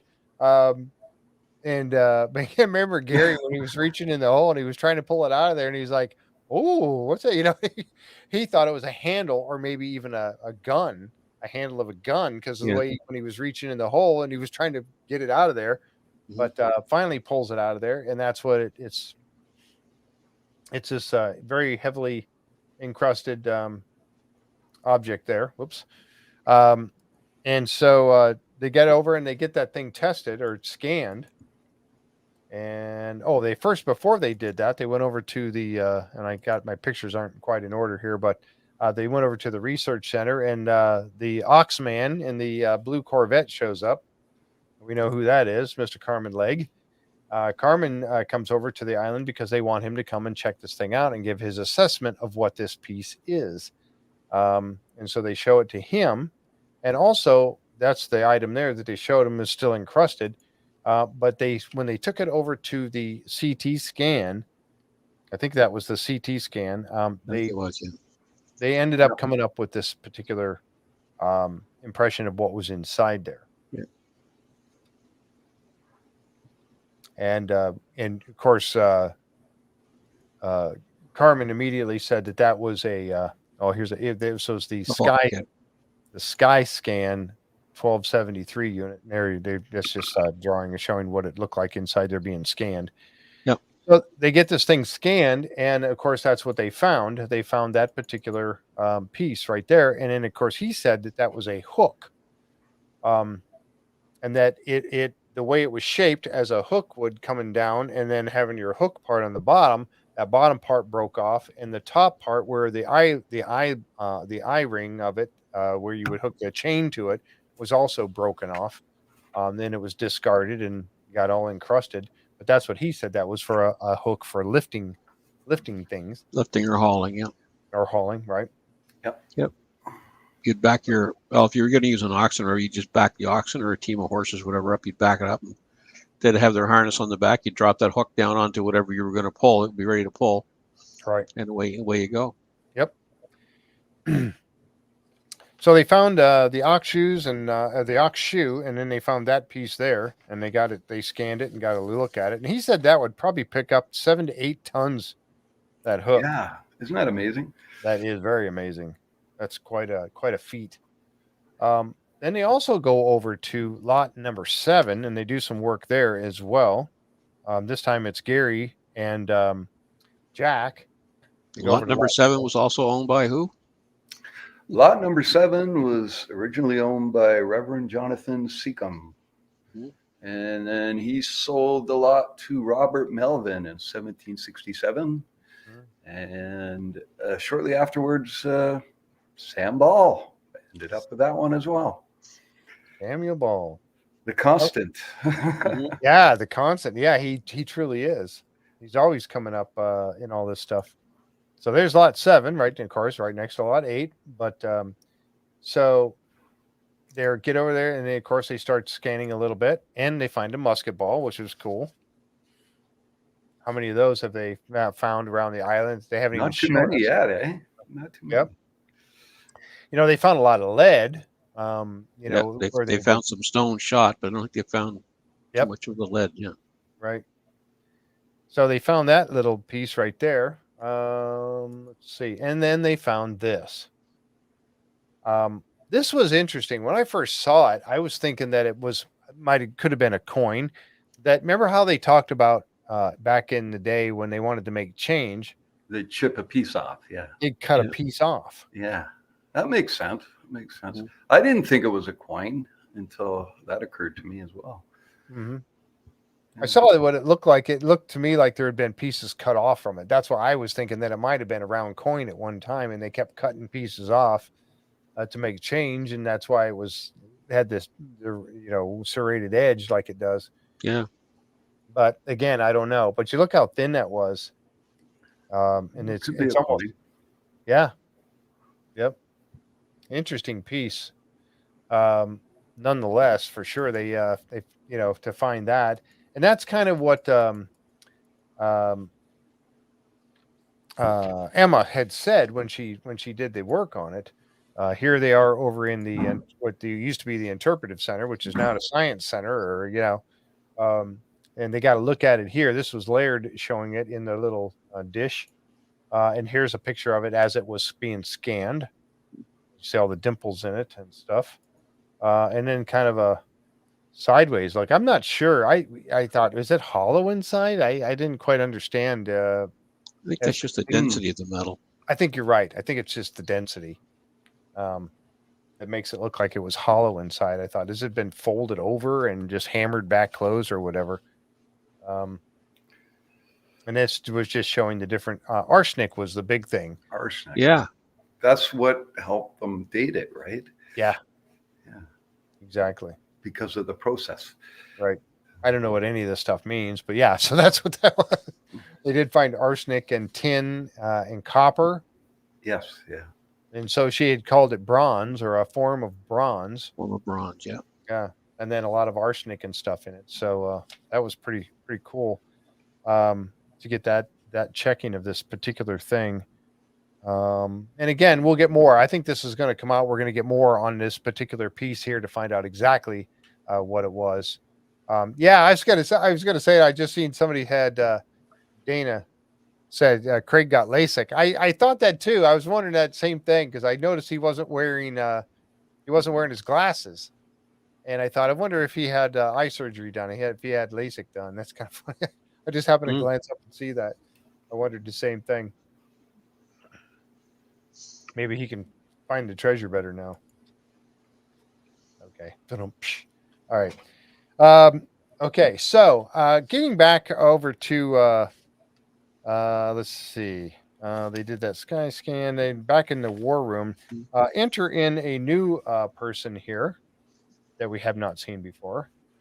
Fred Michael, hydrogeologist. Hydrogeologist, yep. So, so the Dr. Spooner and Dr. Fred Michael, hydrogeologist, most of Dr. Michael's career has been spent studying the flow of groundwater to identify lead, zinc, copper, or gold in large areas. The perfect guy that they need to be able to trace down exactly what Dr. Spooner is trying to find, right? That's what we've been saying for years, isn't it? Get somebody in there to find out where that water's coming from. Yeah, exactly. And Dr. Spooner says that they have gotten results from some of the wells that they have tested. After checking the water near the garden shaft, they found a flow of water from the north of the site to the south. They also found gold in 2 samples taken from the garden shaft itself. Yeah.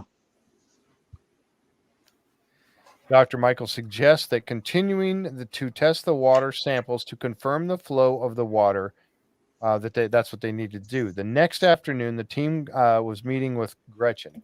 But so this is the guy that they needed to have come out and work with Dr. Spooner to get this traced down. Again, I have no idea how they go about doing that. We'll find out as we go through this episode, or through the following, the next episodes coming up. We'll get a better look at exactly how they're going to go about finding that. But well, hopefully those other 50 boreholes they were going to put down are going to point him in the right direction. Yeah. Yep. So, and here's a picture looking at the what they, again, going back to the map that they've shown now with the grid over it. And this is showing that flow going from the north down to the south. And this is right along the path that they're following with the K 15.5 and M 16.25, which are right down here. There's M 16.25 and there's K 5.5 right there.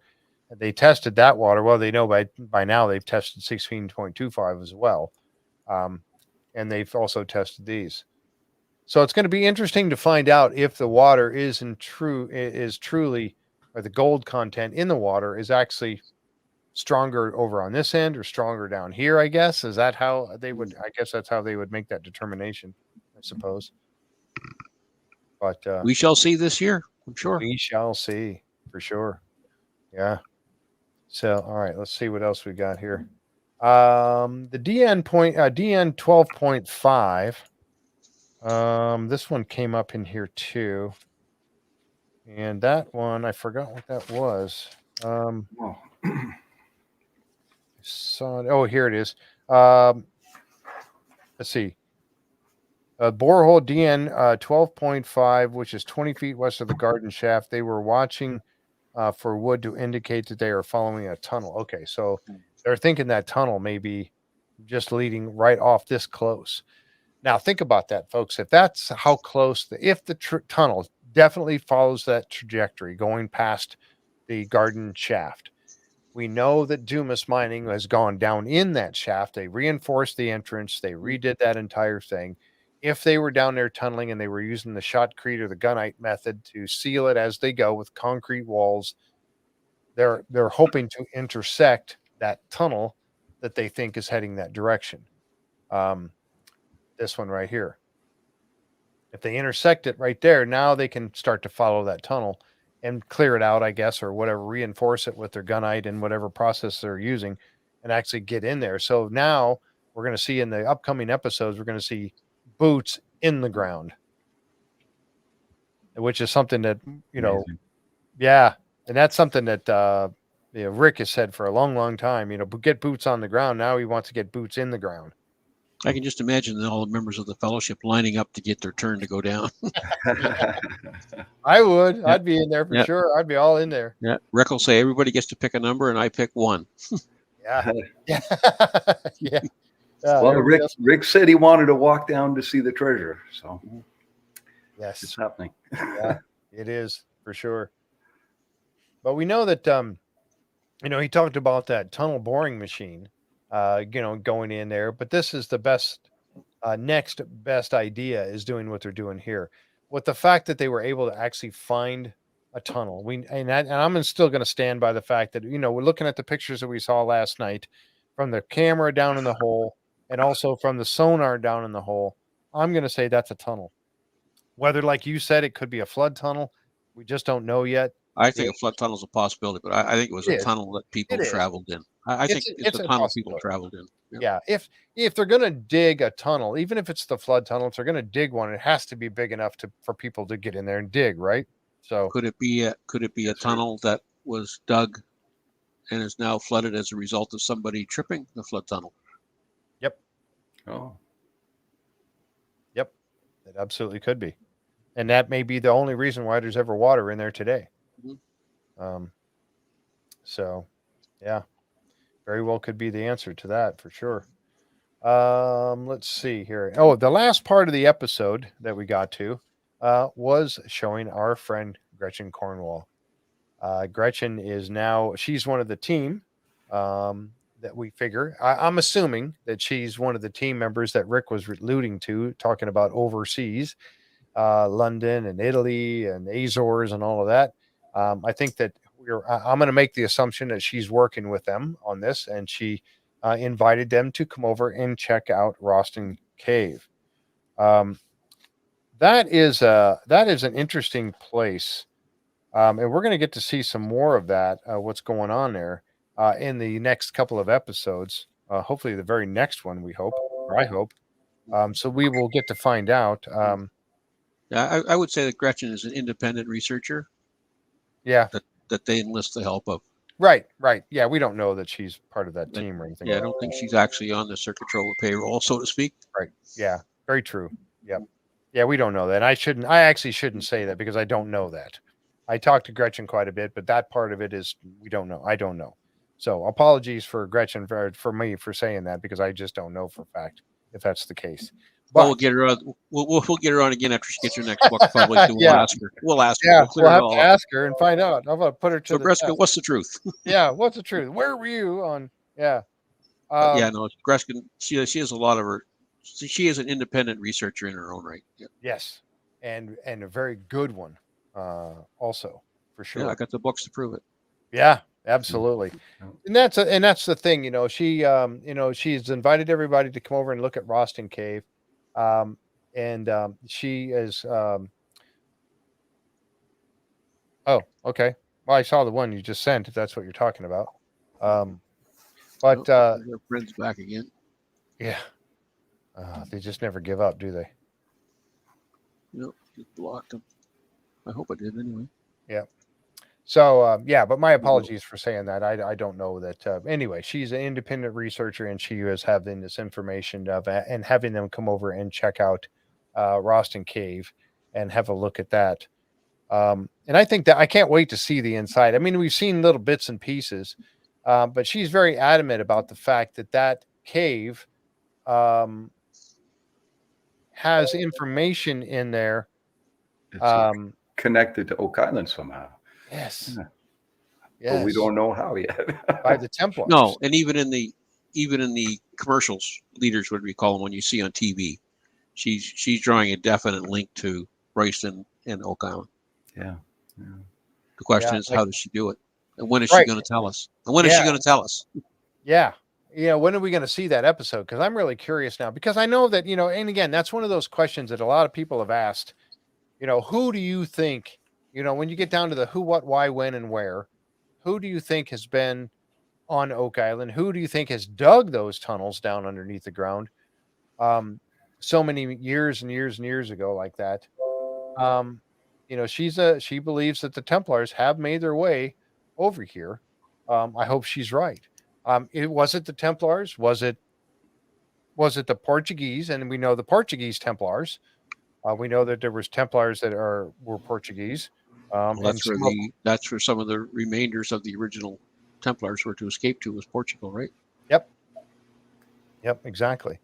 So, but yeah, so I'm curious to see what she comes up with here, because we know she's a very smart lady and a researcher, a very good researcher. And one of the things that I like too, and we've had her on the show talking about this, is that little piece that's right there behind her. Yep. That she's got covered with a little glass covering on it to help try to keep it preserved.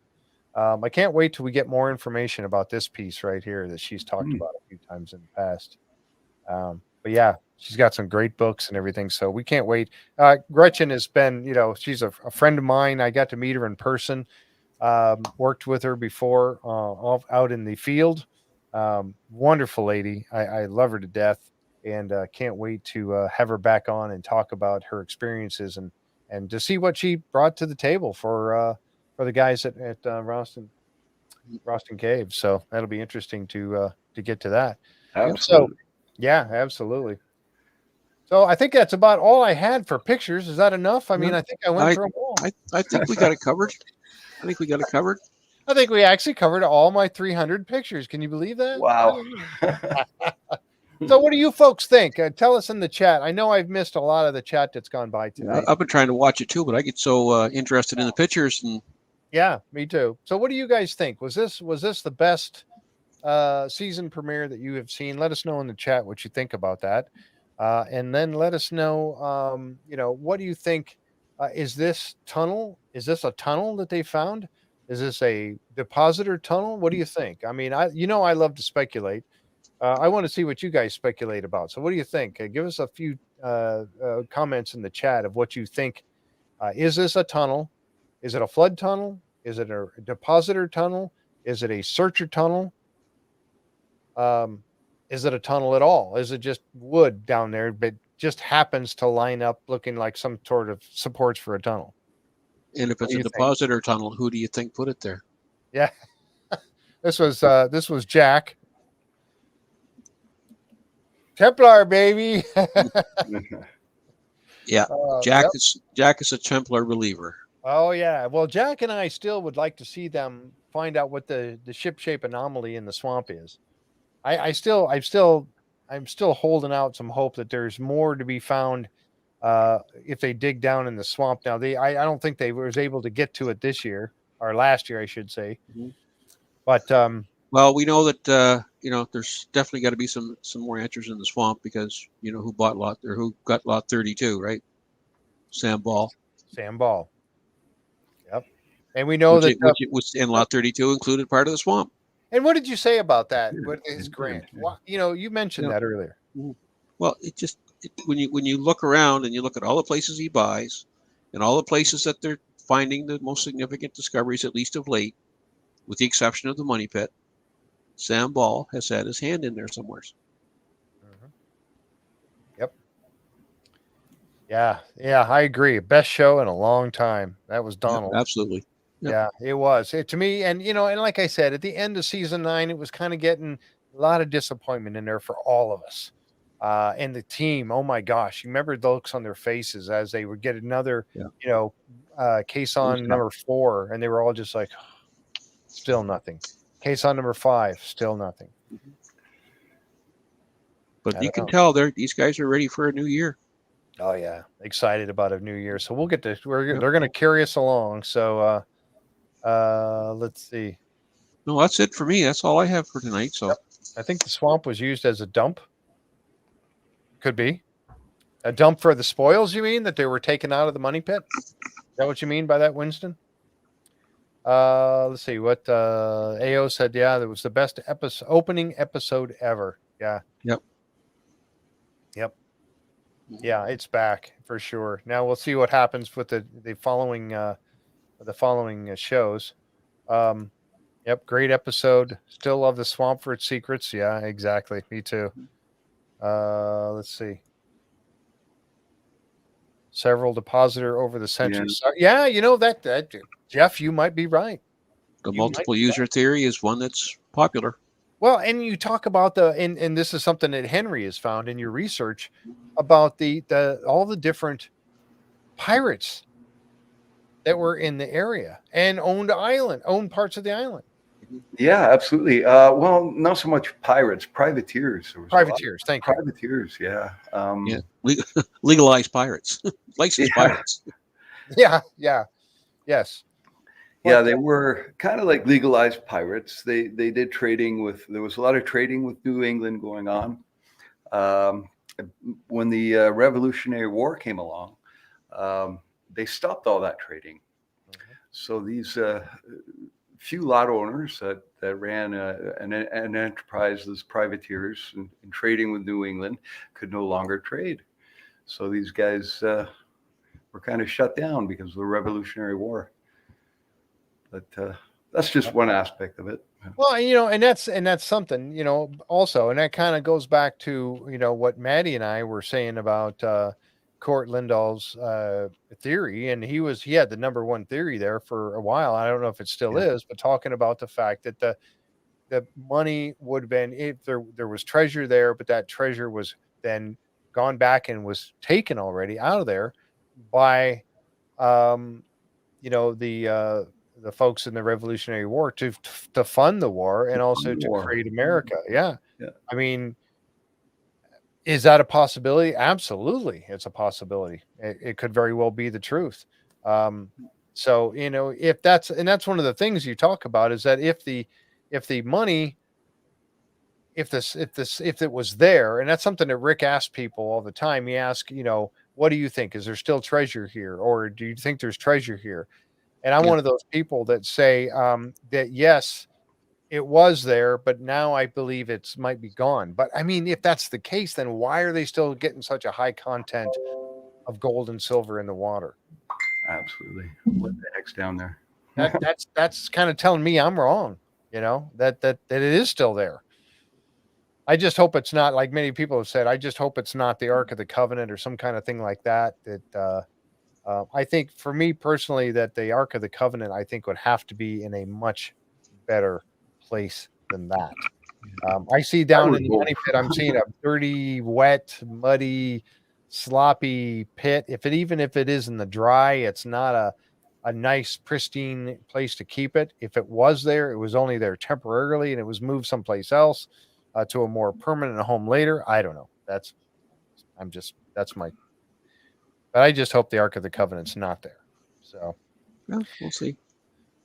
Yes, Linda. So, all right. Okay. So anyway, there we go. That's what I've got. Go. Thank you, guys. Appreciate it very much. We hit 2 hours. Oh my gosh! And then we had Matty Blake. Was that not cool? Or that what? That was well worth Great it. to Right see there, Matty. just to have Matty. Yeah. Yeah. And to see it, his enthusiasm never stops. Never. Absolutely. Yep. What a great guy. Appreciate it very much. Folks, we thank you so much for being out here with us and watching the show with us tonight. We were running about 150 people watching tonight, 160 or so, and that's phenomenal. Thank you guys so very, very much for being here with us. Don't forget, tomorrow night we are going to go back to Beyond Oak Island, and we're going to be talking about the North Carolina gold. And we also have a couple of folks that are going to be on the show with us, and I was supposed to have their names handy. Shoot, the guys that were on that show. Linda, I'm at a loss. I had it written down and I can't find my paper that I jotted that down. But tomorrow night we're going to be doing the North Carolina gold, and we're going to be talking with the two folks that were on the episode. I wish I could remember their names, but they were on that episode. They're going to be coming on the show with us to take us through that entire thing. So that's tomorrow night at 7:30, right here on the Curse of Oak Island and Beyond. And then next week, of course, we're going to be hitting episode number 2 of season 10 on Wednesday night at 7:30. So thank you, folks, for being with us tonight here. Tom and Henry, thank you guys for co-hosting. Well, thank you. Tim and Ross Fisher. Tim and Ross Fisher will be here with us. They were the two that have they're digging up that dredge, that gold dredge in the woods back there. So yeah, those guys will be on the show with us. So we're looking forward to that. That's tomorrow night at 7:30. Right here on this channel. So thank you, folks. Thanks everybody for being here. We'll catch you next time right here on the Curse of Oak Island and Beyond live stream. Good night. Good night.